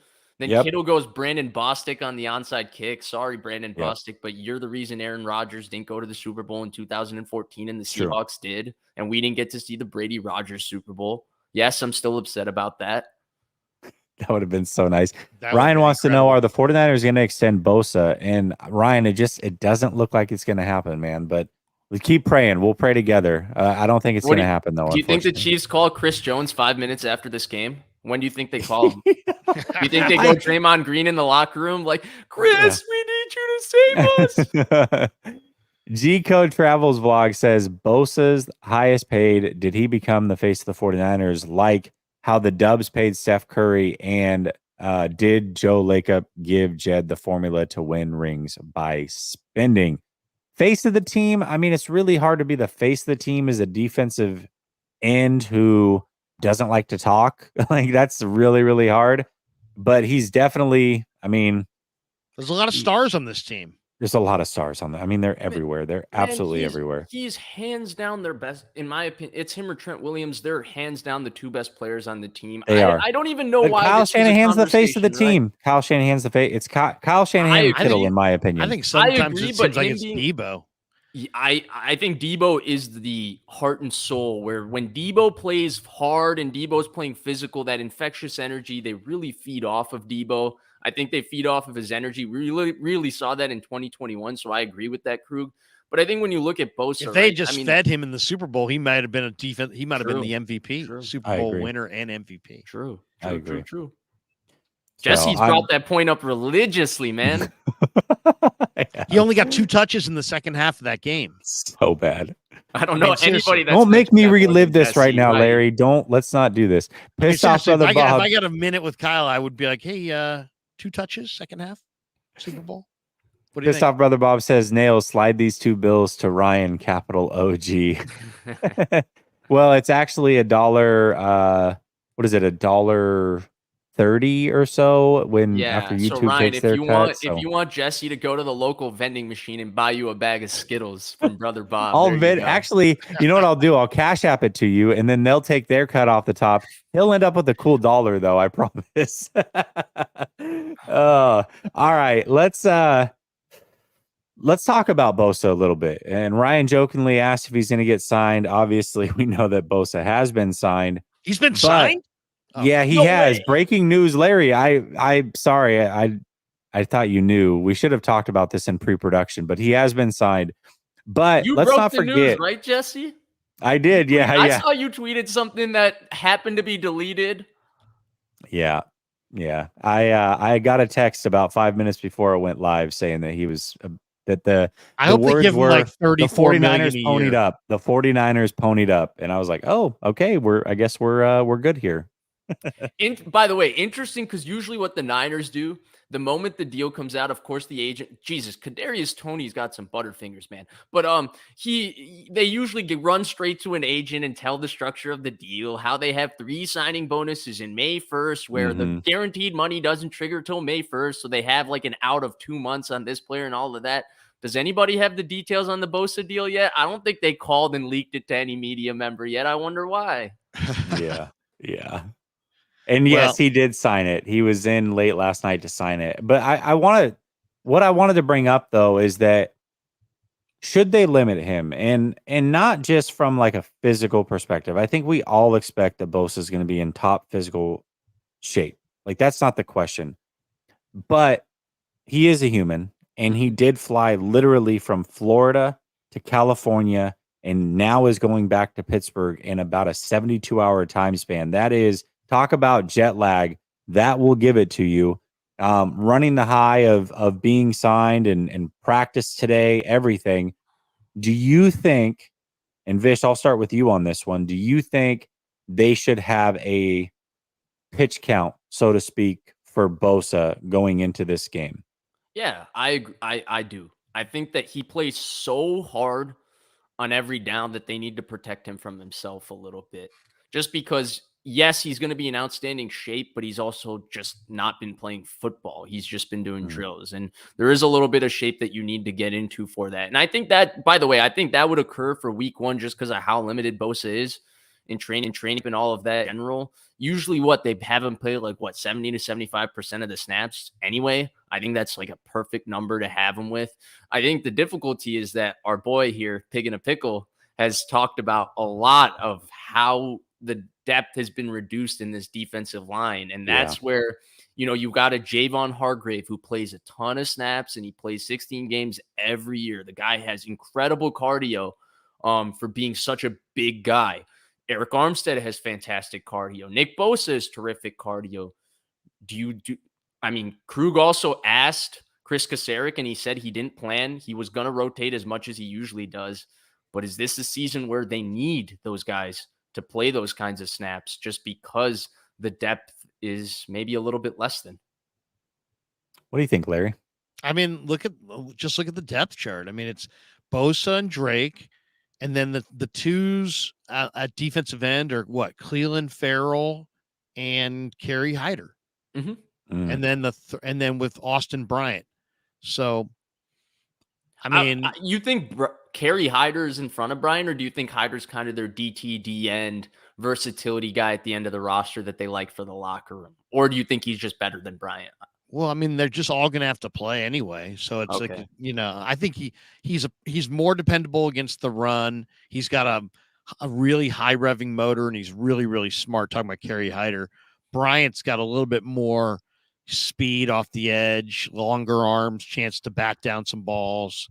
He's kind of hot and cold. Austin Bryant, when he plays hot, looks awesome. I mean, he's had some stints this summer where you're like, wow, look at that.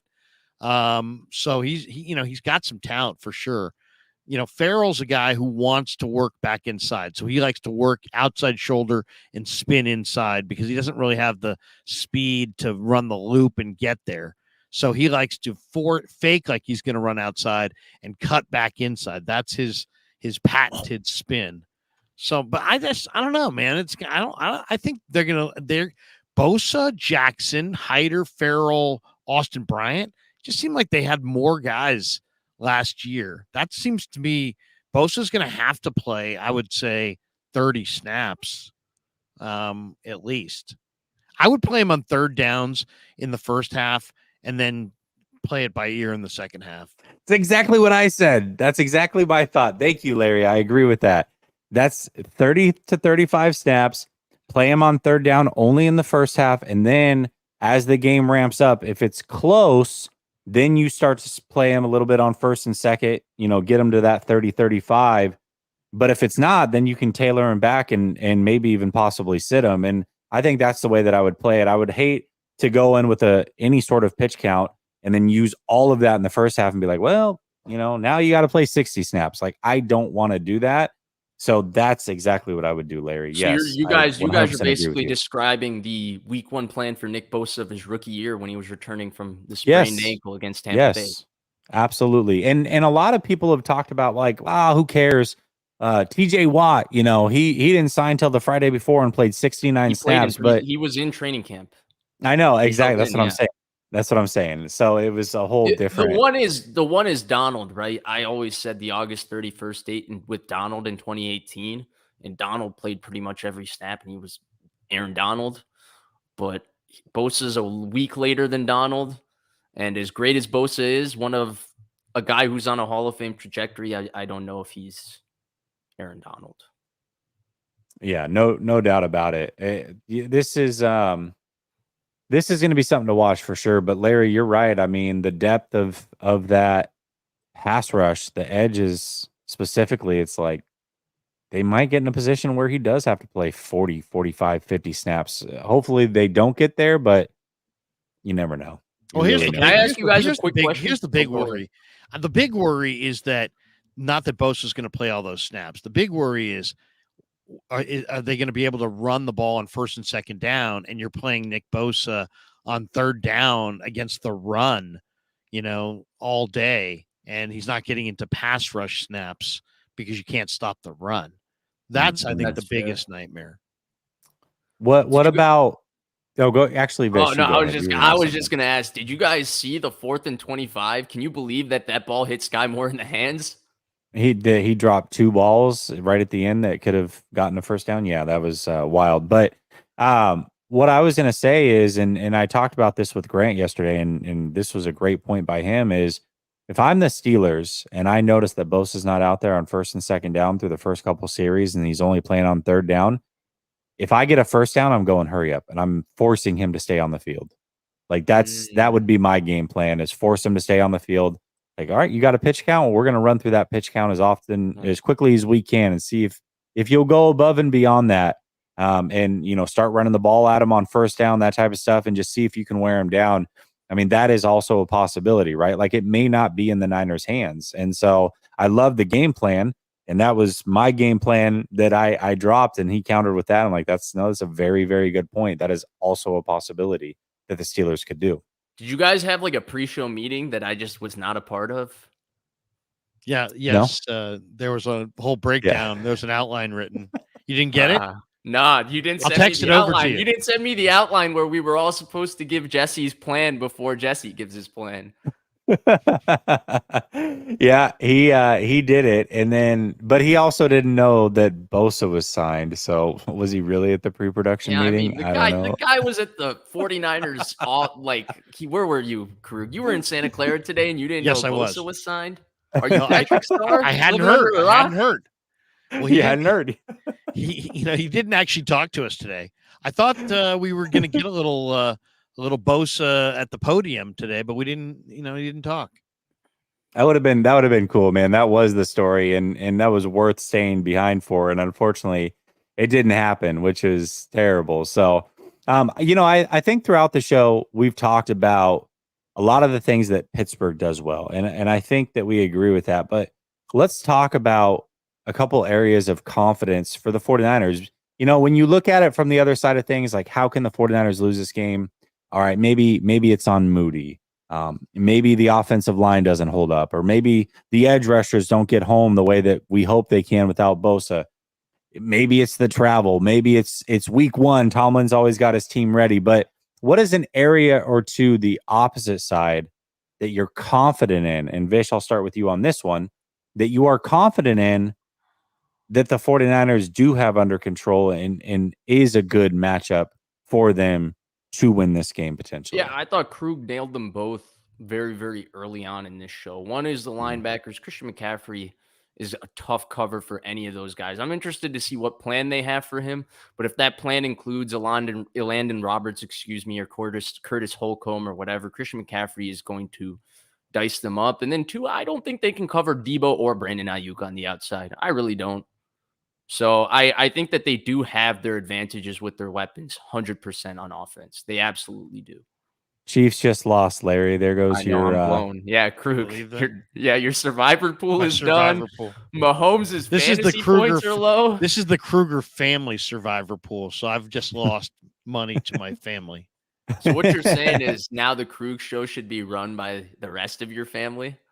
No, I let Kevin decide who we were going to pick in our actual survivor pool for and then I made my other son said, are we going to do a family survivor pool like we did last year? And I said, yeah. And I put it together and now I'm out. Nice. Now I'm out. Now it's just about, now I got to send the email every week.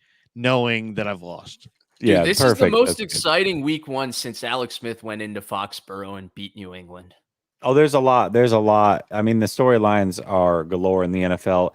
Now, Larry, Vish literally just stole your 2 points that you made earlier, but Yeah. are we talking damn about? it. He didn't have. He didn't have This to be in time the I got the pre-production. memo on the this time Yeah. I got the memo on the pre-show meeting. Like I didn't get But the is there- outline notes. is there I've had it. anything- I've freaking had it. I'm amplifying your points. Remember, Krug, I'm amplifying. your Yeah, points. there we go. Nice. Plagiarism. Is did there cite you. anything that you would like to add, Krug, to that? No, I got something I want to add. not even one damn thing. Comes down to the quarterbacks. If it's a rain game, I think that does favor Brock Purdy over Kenny Pickett. Now, remember, we make jokes, but Kenny Pickett does have small hands and he does wear gloves. And I think in the rain, that is not beneficial. Now, Brock Purdy is smaller than Pickett, and a lot of people talk about his size, but he actually has big hands. So I don't think for him throwing the ball, and especially the way that the 49ers win anyways, first of all, he's not asked to throw the ball downfield a ton, and he does have larger hands. So I think for him, that bodes well in being able to execute his game plan. To where Pittsburgh does take some shots, and they have the receivers to do so. Their quarterback has small hands. I think if it is a rain game, it does benefit the 49ers in that sense. I really do. I disagree. Let's talk about it. Let's do it. He didn't throw the wet football too good in the beginning of the Seattle game. He didn't, and I He do didn't throw agree it with too that. Good. And we've seen Pickett play in weather at the end of the season last year, and he threw the ball fine in weather. Now he does wear the 2 gloves like Teddy. He does have tiny hands. Teddy 2 gloves. But he did throw the ball fine in weather.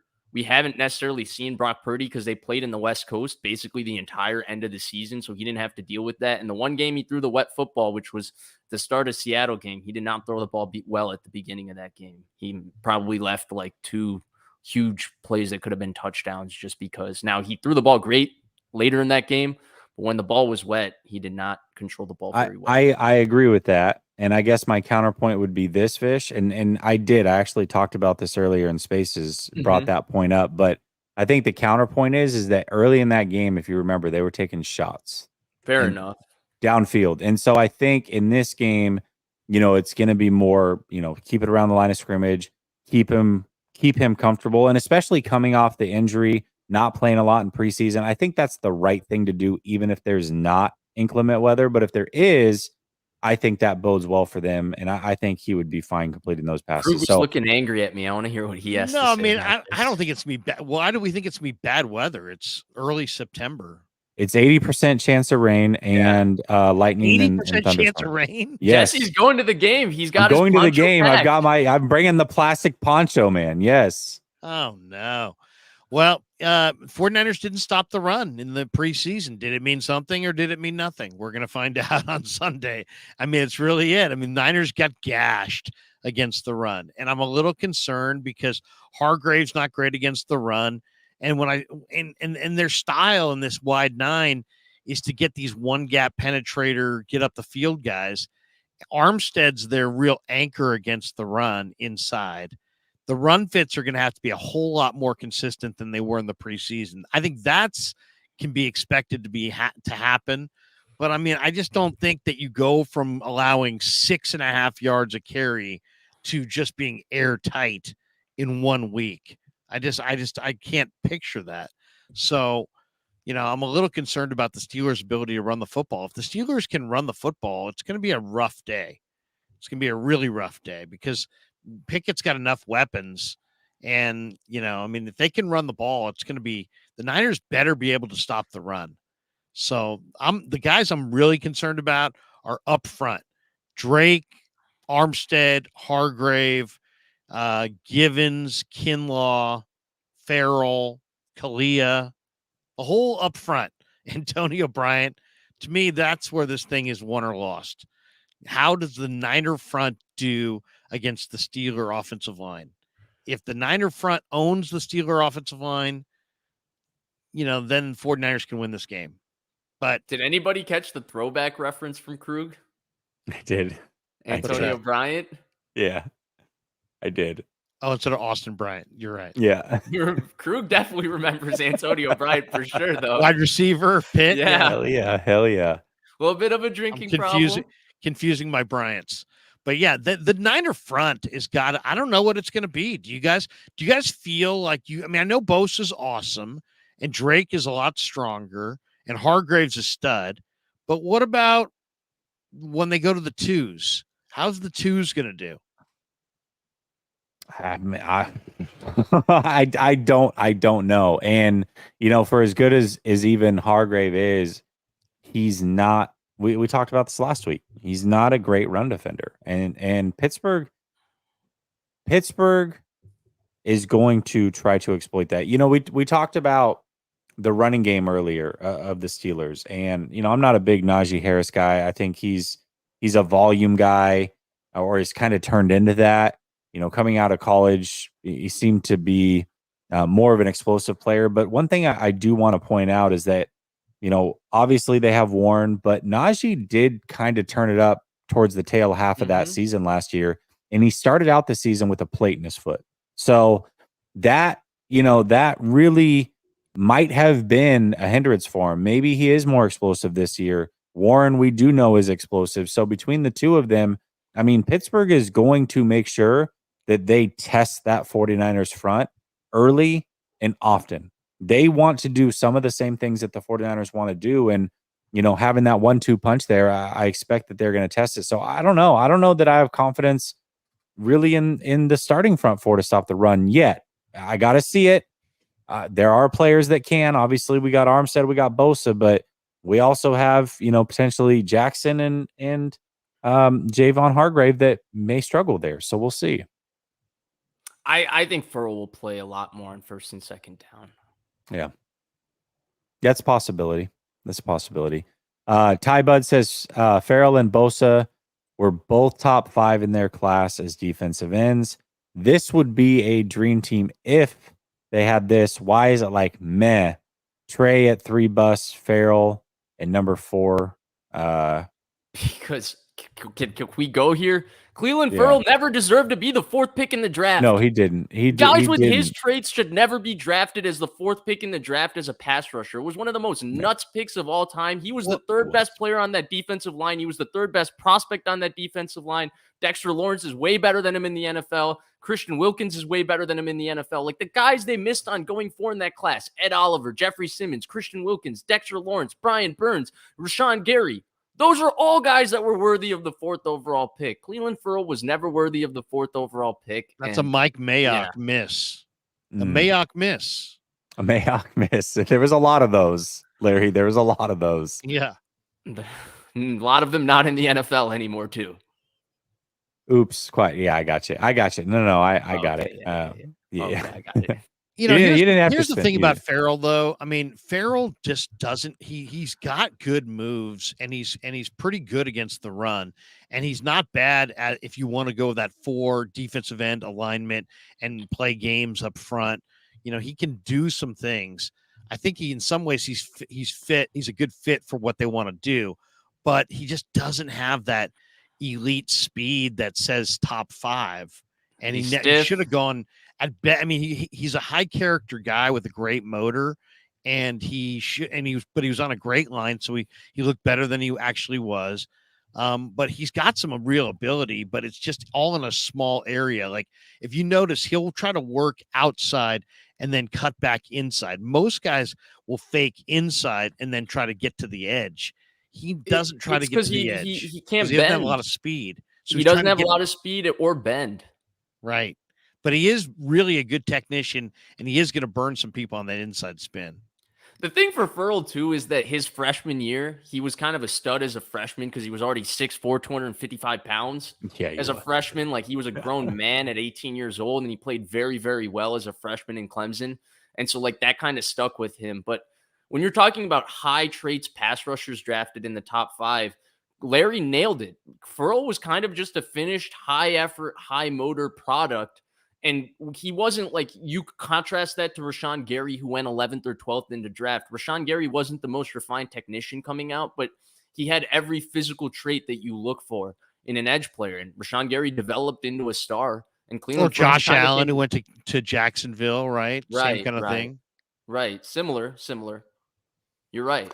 Or Burns. GTC Reels says, Larry, tell them the bad beat in the tourney, taking Michigan and the points and a late 3 blew your money out the water faster than Sean Connery in Red October. I was doing a radio show.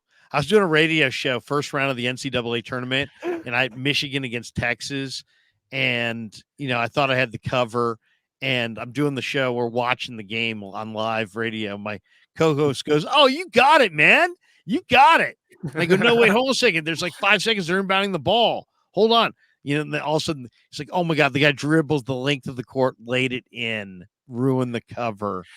What did you say to this guy? This guy jinxed you. I go, "You jinxed it. You freaking jinxed it." He's like, "You're home. You got this. It's done. It's over." And I ran out of the room. I slammed the door, and we had the sound bite. You should have heard this door slam. This door is like one of these soundproof old school radio doors. Thing must have weighed like 7 trillion pounds. And just goes, boom. Oh my God. McDermott Classic says moment. he's a new member. That's awesome, Larry. All right, let's end on this. We're gonna go. I say rapid fire, but with us, I know it's not gonna be rapid fire either way. I asked the Steelers content creators this yesterday on my show, and I think it's a good topic for 3 Niners guys to talk about it as well. So we have 3 matchups. Who would you rather have? The first one we're gonna start: Bosa versus Watt. Larry, I'll let you start on this one. Who would you rather have, Nick Bosa or TJ Watt? Wow. You're talking about the last 2 Defensive Player of the Year award winners, right? Mhm. Bosa in 22, Watt in 21. Watt has, he's smaller, but he's got great instincts and can come flying off of blocks. Bosa has got every move in the book and an unbelievable motor, and just he's like liquid. It's like whatever your counter is, he's got a counter to your counter. So he's like an extreme technician and great speed.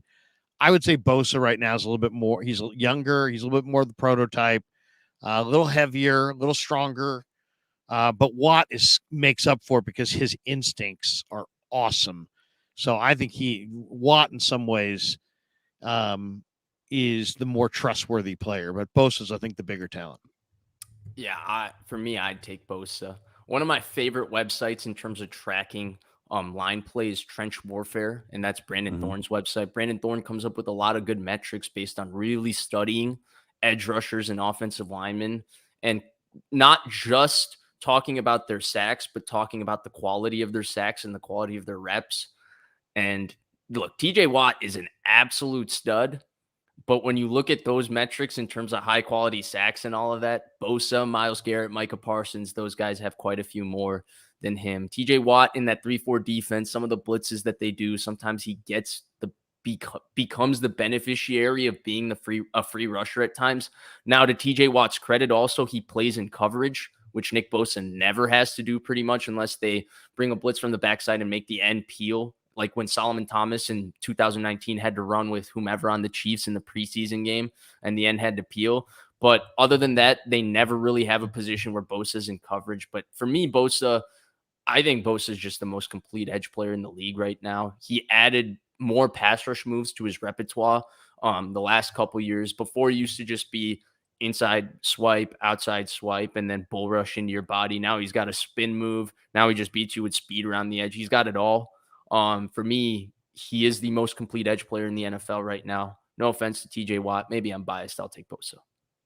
Yeah, I agree. I'm taking Bosa. One thing that TJ Watt does to separate himself a little bit though is he creates a lot of fumbles. A lot of fumbles. You're right. Like that's an area that he does well. But one thing that we also know about him is you talked about how they manufacture pressure and maybe help him out. He also is playing against right tackles all the time. And Bosa's playing against left tackles most of the time. And I think that is a difference. I mean, that is a big difference. The caliber of left tackle versus right tackle, I think there's definitely a gap there throughout the NFL. And so for me, Bosa is a little bit younger. I think TJ Watt might be the better athlete overall, but Bosa to Larry's point, is the technician. And this man has moves upon moves upon moves upon counter moves. And he just makes people look silly with the things that he can do to them. Give me Bosa. It's close. It's definitely close, but give me Bosa. Some of the conversation this week about paying him and all of that was nuts, wasn't it? Like, I don't know, down to down, if Bosa down to down the last 2 years, like the quality of snaps that he has played has been unreal. You can there's very few bad snaps total in Nick Bosa when you watch him the last 2 years and all of that. The guy is just an absolute superstar. He's an absolute stud. Guys, yeah, 100%. I mean, Shay says my Lions are 1-0. Oh, good job. You're a Lions fan now. I'm sick. Larry, if you're gonna skew, let me check the fantasy situation. It's probably not good either. Not good. All right. Well then, Larry, I won't start with you on this one. We'll go back to Vish. Okay. Vish, Tomlin, or Shanahan? Who are you taking? In what sense? Who would you want to be your head coach? So who would I want to be my head coach? I would take Shanahan. I always like taking the offensive guy, especially in the modern NFL. But who I think is the better coach, it's Mike Tomlin at this point. He's proven. Shanahan is proven too, but he's not proven to the caliber Mike Tomlin is. Mike Tomlin's won a Super Bowl. He's been to another. He's never had a losing season. Last year, they had to win 7 out of 9 games to prevent that, and he did exactly that. Tomlin is an outstanding coach. He's had success with multiple quarterbacks and all of that. He's just very, very, very good at his job. It's not a discredit to Shanahan, but if I had to say who's the better coach between the two, it's Mike Tomlin. All right. What about you, Krug? In the old days, Eddie D would hire them both and make Tomlin the head coach and Shanahan the offensive coordinator and pay them both ridiculous amounts because there is no cap against what you pay coaches. And so he would look at that's a huge advantage. We'll just have 2 head coaches and we'll pay them both $10 million and won't be subjected to the cap until they, Eddie was the kind of guy who would make you change the rules to overcome the advantage that he got. God, that's so tough. I mean, judging this off of what's going to happen Sunday is tough because Tomlin's teams start fast and they play really well at home at the beginning of the year.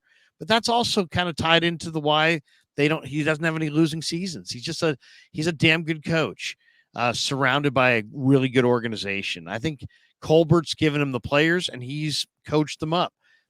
I think they play hard. I think they get good. I think he has good assistant coaches. I think they have a good plan and they're all in. I mean, they're all in because their Steeler fans are all in, it's like, there's no alternative but to be all in. So I think Mike Tomlin in some ways is one of the NFL's 3 or 4 best coaches. Then you have Shanahan, who's done some incredible things. When you really think about it, he's almost won a Super Bowl with Jimmy Garoppolo. Look at what the Falcons offense was with him and without him with the exact same weapons. They just went to the NFC Championship game with Brock Purdy, who was a 7th round pick. And either Brock's really limited or Shanahan's really limited because all I've heard this entire offseason is how limited Brock Purdy is. Well, then if Brock Purdy's super limited, then isn't Shanahan awesome because he got to the championship game with Brock Purdy? So I don't know. I mean, Shanahan's offense is awesome. I think Tomlin's expertise is definitely the defensive backfield, and his teams always seem like they play really, really well on the back end.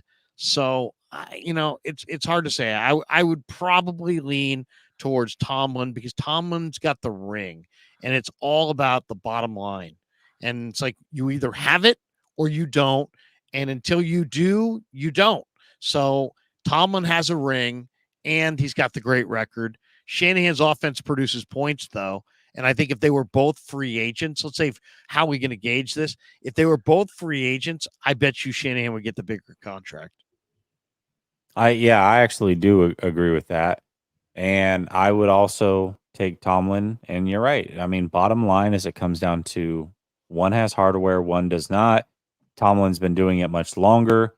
So, he does have that advantage there. But he's been to 2 Super Bowls. He has won one. And then not having a losing season because, yes, it's a great organization and they've done a good job of retooling and rebuilding this thing on the fly the way that they have. But that last year with Ben Roethlisberger and then last year starting with Mitch Trubisky, who was a dumpster fire and really they were lacking talent, and then going to a rookie quarterback, transitioning and reeling off the wins that they did to get both those teams at 500 and above 500. I mean, that's extremely impressive. Those teams did not belong in those situations, in my opinion. So, and I would say that, we get too tied into the X's and O's, but part of being a head coach is just pure management. And I'm not going to say Yep. Shanahan has done a poor job in terms of management. No. There's no way you could say that, but Tomlin really excels in terms of how he's been able to manage his football teams, the different personalities. I mean, now we know how crazy Antonio Brown was. Mike Tomlin had Antonio Brown putting up Jerry Rice numbers when he played in Pittsburgh. I almost said Chicago. The Steelers have also done a better, much more consistent job, even though the Niners have tremendous personnel and Lynch has done a great job. The Steelers are at the top of the sport when it comes to personnel evaluation. They've done a great job through the years. Even their latest draft. I mean, anybody who watched them in the preseason saw this kid, Nick Herbig, who they drafted in the 4th round out of Wisconsin. This guy's awesome. I mean, it's not just TJ Watt. It's TJ Watt and Alex Highsmith and Marcus Golden and this kid, Nick Herbig, who had like 4 sacks and like 8 pressures and was flying off the edge and has great instincts and speed and is like 245 pounds. So, yeah. I mean, the Steelers do it, that we'll see. We'll see what they look like, but definitely that kid had a phenomenal preseason and is playing at a really high level. Most definitely. Let me get to these supers real quick. Cam Cooper says, let the Chiefs cut Kadarius Toney. Yeah. I mean, I don't know that he would end up here, though. I mean, it doesn't seem like a play the Niners would make. Maybe I'm wrong, but I don't think he would end up here. I love Kadarius Toney, though. My goodness. I would hope that they wanted to. I actually hope that they had traded for him last year, but I just don't think he would end up here. Pissed Off Brother Bob says he finally agrees with you. It's all about the bling. And then Ty has one. I'm not going to put it on the screen. I'm going to read it minus one part. And I'm sorry, Ty, but I love you, but I can't on the one part. He says, Vish, what's PP's infatuation with the combination of pigs and a pickle?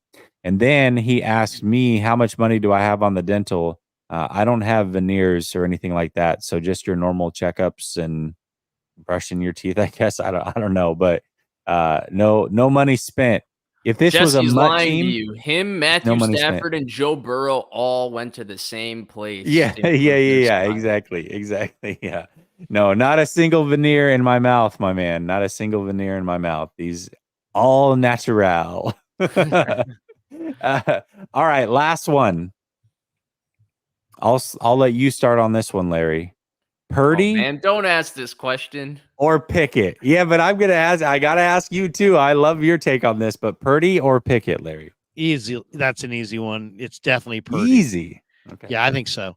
I think you'll see on Sunday. Pickett's got a really nice future, but I don't think he's always on time, and he's always there when you call. He played great in the preseason. He does have some really good weapons. Deontay Johnson, George Pickens really look good. Freiermuth is, I think, one of the AFC's better tight ends. And they've got some good running backs. My big question for the Steelers that I don't know about in this game is I don't know what kind of line the Steelers have. They drafted Broderick Jones, but he whiffed on a couple of sacks in the preseason. He's not even starting. He's not even starting Dan Moore. Yeah. And then they brought in Big Isaac away from the Eagles, but he didn't grade out all that highly last year. Mason Cole is their center. James Daniels, the former Bears Iowa guard, is their right guard, and Okafor is the right tackle. I don't think he's anything super special. How good would you say the Steeler O-line is? Because that, to me, if the Steeler O-line blocks and the Steelers can run it, and Pickett's upright all day. But I think the 49er defense should beat the 49er D-line should beat the Steeler O-line and should put pressure on Pickett and should be able to stop the run to some degree, right? I mean, there is a reason the Niners I think the 49ers have the better O-line. favorite. If that's the question, they have the better O-line, in my opinion. Better O-line than the Steeler O-line? Yeah. Yeah, they have the better O-line, better weapons. Yeah. I mean, but how good does the Steeler O-line play against the Niner D-line? Because that, to me, if the Niner D-line dominates, then, yeah, I think the 49ers can outscore Pittsburgh. I think Pittsburgh's going to wants a game where they score 17-20 and win. I think the Niners can score more like 28-31. Okay. Yeah, I guess I feel like the Niners are going to make more mistakes than the Steelers just because I've seen them make mistake after mistake. And it's week 1. Yeah, in week 1. And so that's kind of where I am at a stuck point. I'm going to plead the fifth on this question. I'm not going to answer it. Sorry, Jesse. I'm not going to answer this question. No. You don't get to do that. All I'll say is that Purdy has the better supporting cast, and Purdy has played better in terms of his numbers and his box score stats so far in the NFL. Because I told Jesse like 7 months ago where I stand on this one. So right. Okay. Well, tell me what you like about Pickett, though, at least, because Larry did say easy Purdy, right? So I want to see what your thoughts are on Pickett. It's almost all of the same things I like with Purdy, except I think he throws it a little bit better. They're both really good at quick game. They process quickly and make quick decisions. When it comes to standing in the pocket, both of them, their pocket management can be suspect at times in terms of stepping up and into the pocket. They like to escape out the back. Both of them don't get enough credit for their creativity off schedule. Both of them are actually quite creative off schedule.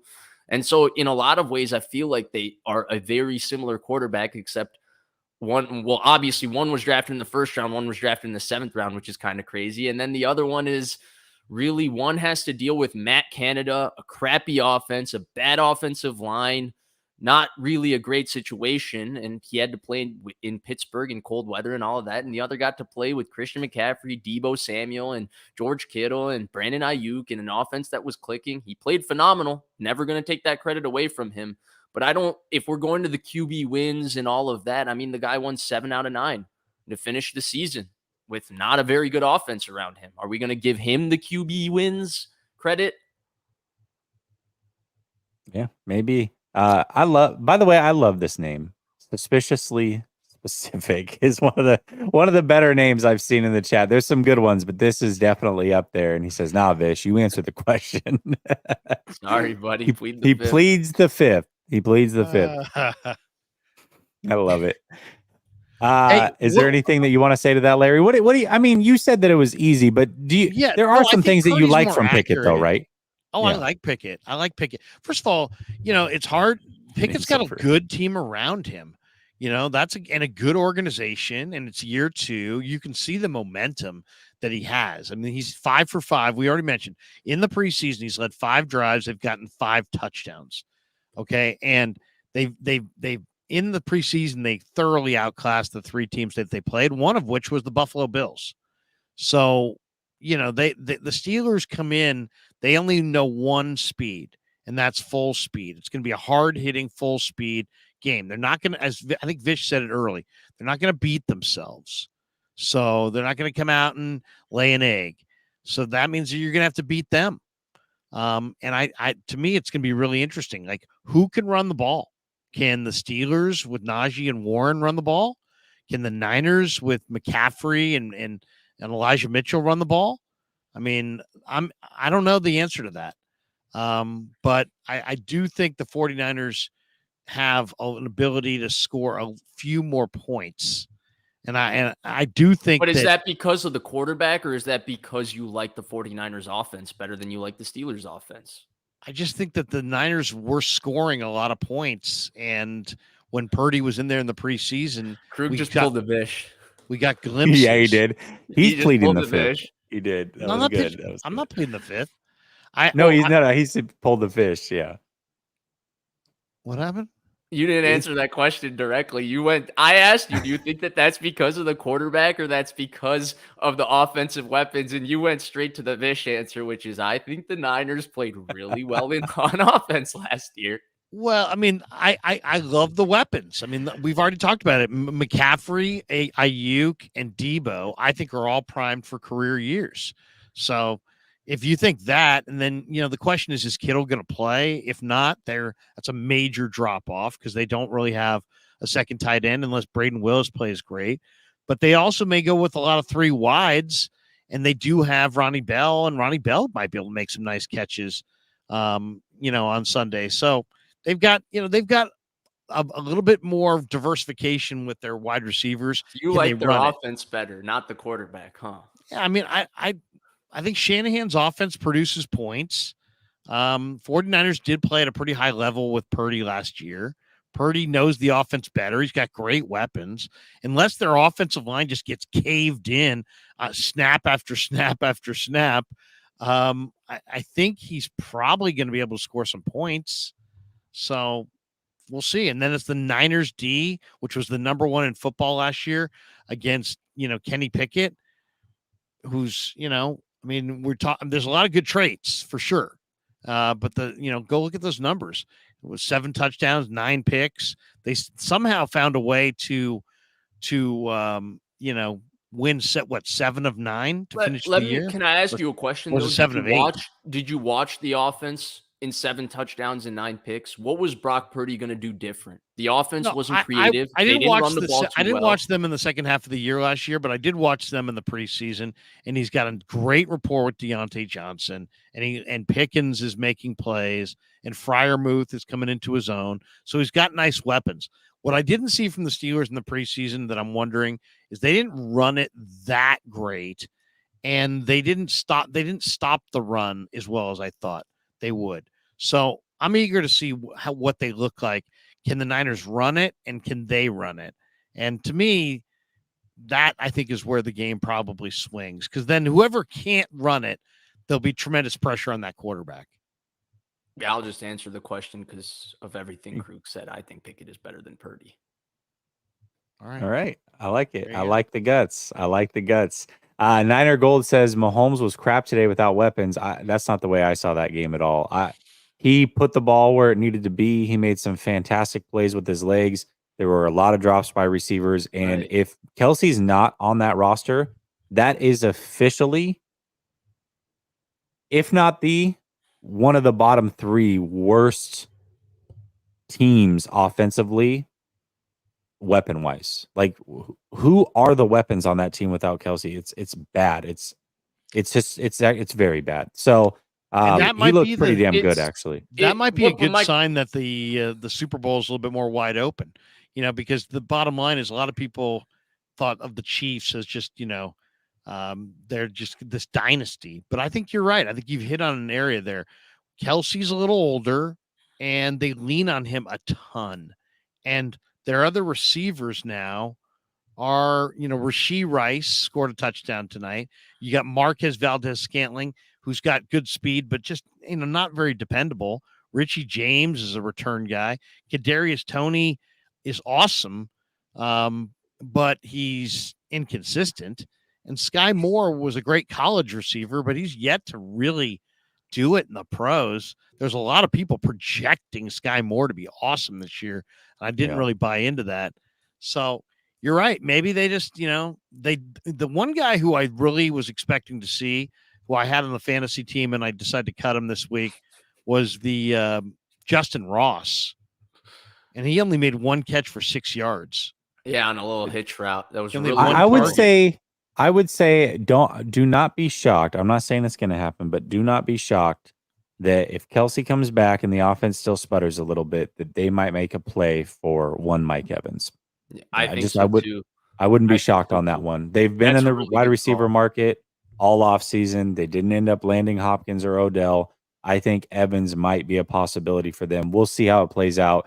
Getting back to the Purdy Pickett question, I do think it's very close. Again, if you look at Pickett's stats, there's nothing there that would say that they're even on the same level. Yeah, but not even on the same plane in terms of stats. But that's not what you see when you actually watch the games, right? And so for me, one thing I do want to say, and this was brought up in a chat earlier this week, and I think this is a great comment. The fact that Purdy's even in the conversation when Pickett went in the first round of the same draft that he was the last pick shows you like Purdy's already done the work. Like that, it's crazy that they're even being mentioned in the same playing field right now. That should not at all be the case. So you got to give Purdy credit for even being in the conversation. But I am going to take it a step further. I think it's very close. I'm not saying that Pickett can't have the better career, but right now, the one difference that I have to say, this is the tiebreaker for me, is that Purdy has shown it in the playoffs. Now, Pickett, one thing I love about him is I think his mental fortitude is extremely high as well, just like Purdy's is. I think he's also a very intelligent player. I mean, we talk about going back to college, that play he made at Pitt where it was the fake slide and then ran off for another 20 yards or what have you. I mean, that is an intelligent play, and knowing the rules, he's Did they very change the player. rule like after that? Yeah. Right, exactly. So very smart player, tons of mental fortitude, but I just haven't seen it yet. And again, we talk about quarterback question marks. I'm not saying he can't do it, but I got to see it before I believe it. I have seen Purdy in those pressure moments not fold, and so that's why I would slightly go Purdy right now. And I think that makes a lot of sense. I agree. If you look at the stats, they're not in the same plane, but that's where I think you have to watch the games. And it's not that I think it's not a close conversation. I think it is very close. It is very close. And yeah. I think that's because I think Purdy played very well, but I also think Pickett played pretty well down the stretch of last year. And the stats won't show it, but the stats also won't show the fact that he played in a crappy offense with not great weapons, not a great run game, in bad weather, dealing with a more physical division. All of those things play into it, right? Like if you got to play in Cleveland in December, you got to play in Cincinnati in December, you got to play in Pittsburgh in December. It's very different from playing in the Dome against Vegas, playing at home, playing in Mexico, doing that kind of things. We didn't really get to see Purdy in Philadelphia in the cold weather, unfortunately. I do think it's close, but for me, the one kind of thing that separates them is just Pickett makes more high-level throws. He just makes more high-level throws than Purdy. That I agree with. That I actually do agree with. And that's why I do think it's close. I do. Yes, Debo is a captain. He definitely is a captain. All right, fellas. I thought we were going to make it under 2 hours. I was so very wrong. We always get past the 2 hour mark somehow, some way. That being said, we've got week 1 coming up. Thank you guys both so much for joining me. Thank you, chat, for being alive tonight, showing up. Even though football was actually being played, we're still keeping our Thursday time slot. It sounds like we'll be on around halftime every single week. Next week, we will be on Vish's channel. The week after that, Larry's channel. Make sure that you subscribe. Who's playing Thursday night next week? I don't know, but it won't be as good as the Chiefs 3. and Lions. I know Niners are week 3, so we're gonna have to push. So it'll go Vish's channel next week, and then 2 weeks after 2 weeks we'll go to Larry's because we're not going to go during the 49er game. That's just we might do a post game. We might do a post game on. Yeah, maybe we do that. Maybe that's what we do. That's a good call. We can do the post game. There we go. That's a good call. So maybe we will. That being said, let me get through these real quick. Brother Bob says, Vish, don't puss out. He didn't puss out. He gave his answer. Who are your favorite players that you've gotten to meet? Well, Larry's probably met a hell of a lot more players than we have. But Larry, go ahead. Give your top 2 favorite players you've gotten to meet. Favorite players in football that I've gotten to meet. I'll give you Joe Namath. Got a chance to have dinner with Joe Namath in New Orleans at a party that was planned for like 300 people, and like 35 people showed up. It was thrown by CBS Sportsline in this awesome ballroom and killer catered food and everything for like 300 people, and there was only 32 people there. Yes, Joe Namath, definitely Joe Namath. And then I'll give you another one, Jim Kelly. Jim Kelly, man, I played golf with Jim Kelly. Jim Kelly's awesome. And he had the Kelly type ball. Gave me one of those Kelly Tough shirts, and we sold a bunch of them on Cambiar when he was going through what he was going through. Man, he's just a really great guy. You know what I mean? Just a tremendous guy. Another guy. He's a Pennsylvania guy. I think he's from Western PA, But Jim Kelly was incredible guy. I'll give you guys two stories. One person is within football, and then one's an actual player. So I was in Las Vegas for a soccer tournament my sophomore or junior year of high school. I ran into Mike Tirico. Apparently his son plays soccer, and we were at some tournament in Las Vegas. Tirico was just standing there watching the game. That was really cool. Just seeing Tirico like randomly there. And then the second one is I was in LA for something, and I was flying back to Chicago. And at the time, Keenan Allen was flying to Chicago and then going from Chicago to Orlando for the Pro Bowl. And Keenan Allen was on my flight, and I recognized Keenan Allen, and he signed a flight card for me. So I now have a United personal manual in my house at all times. Signed I'm always by ready Allen. with the flight rules. Yeah, and it's also signed by Keenan Allen. Cal That's Bear. awesome. Cal Bear, NorCal guy. For Actually, not me, from NorCal, but he went to Cal. For me, I'll give you one. I haven't met a lot of football players. Ronnie Lott for me was like top notch. I thought he was a great guy, great to talk to. I'll give you two actually, because I did meet Ed Reed also at the Super Bowl a couple years ago. He was coming out of his hotel as we were going into the bar to watch the game, and he was very, very cordial, very nice. Took time out. He was wearing a fedora. Yes, he was. Yeah, he was dressed to the nines, man, getting ready to go to the Super Bowl. So, but yes, Ed Reed was very gracious as well. So I'll go with Reed and Ronnie Lott is my two. By the way, I'll add one thing about the Keenan Allen story for all the West Coast people out there. He was flying out of SNA, not LAX. Really? Yeah. Look at that. I was flying out of SNA. Keenan Allen was flying out of SNA. You know, just one of those things. Said, "What's up, Incognito. Keenan?" He's trying to beat the paparazzi. No, when you wear Gucci pants, you're not incognito, man. No, not at all. I'll tell you one of the coolest athletes I ever met out of the blue. We were at a bar in spring training in Arizona, and Donovan McNabb was sitting at the next table. And we went to a bar and we're watching Syracuse in the NCAA tournament. And of course, he had gone to Syracuse and was there. And so we were all cheering for Syracuse, and Syracuse won. He bought our whole table a round. That's awesome. Donovan That is McNabb, awesome. really cool guy. Jeremy Price says he wants to know who we have winning. Vish picked the Steelers. I picked the Niners. Larry picked the Niners. Vish might get labeled a Steeler fan after this one. I picked the Steelers 4 months ago, man. He did. That's true. Like, That's true. I don't even want to. He's just sticking with it. Is what he's 4 doing. months ago. I don't even want to. It's like bad karma. Like, I don't want to go into the season making a pick against the 49ers. Did you like, do it on like Bleacher Report or watch something, this? or did you just do it in the hallway, saying, as you're?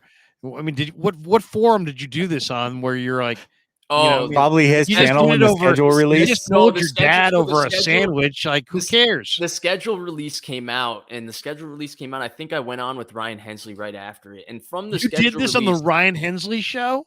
Yeah, but Well, either then way, you can't take it back, dude. Yeah, exactly. It's out there, man. You're It's right, official. But I It's on the basically Hensley. exactly. But I basically at that point, even after the schedule release, I just felt like it was a very difficult matchup for the 49ers week one, given their history. It and is. Given the Oh my Steelers God, history it's week gonna be a one. Yeah. bloodbath, man. Right? I This is gonna be a know. hell of a, this thing's gonna be. This is gonna be a really, really, really hard game to win. Right? Agreed. If they win it, though, I'm gonna come back here before week 2 for sure. And I think that if they win that game, it's gonna tell us a lot about this 49ers team. That's a very meaningful win if they win that game. Is that right? What I'm seeing in the chat? Is this true? Is this what you're talking about? That can't be true. Who's gonna be No. reading the highlights, man? That's really sad. That is extremely sad if that's the case. RIP, man. Is that true? I'm looking it up right now.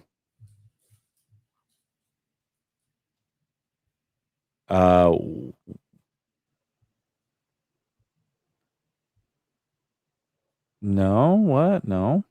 I don't No, see Jamal that. says he didn't in the chat. I trust Jamal. Yeah, I don't see that at all. No. Somebody got Thank you God. got false Hey, news. don't man. Thank say God. that. Yeah, man. that That's was not- yeah, come on. that like made bad. my heart stop for a second. Thank Man, God. Not who true. Not puts true. that in I mean, come on. That's bad. Well, obviously That's somebody bad on the form. internet did it and GTC saw it, but man, that's messed up. People do that all the time though. That's Yeah. First, I Don't don't be the blame first on that. GTC, man. Poor.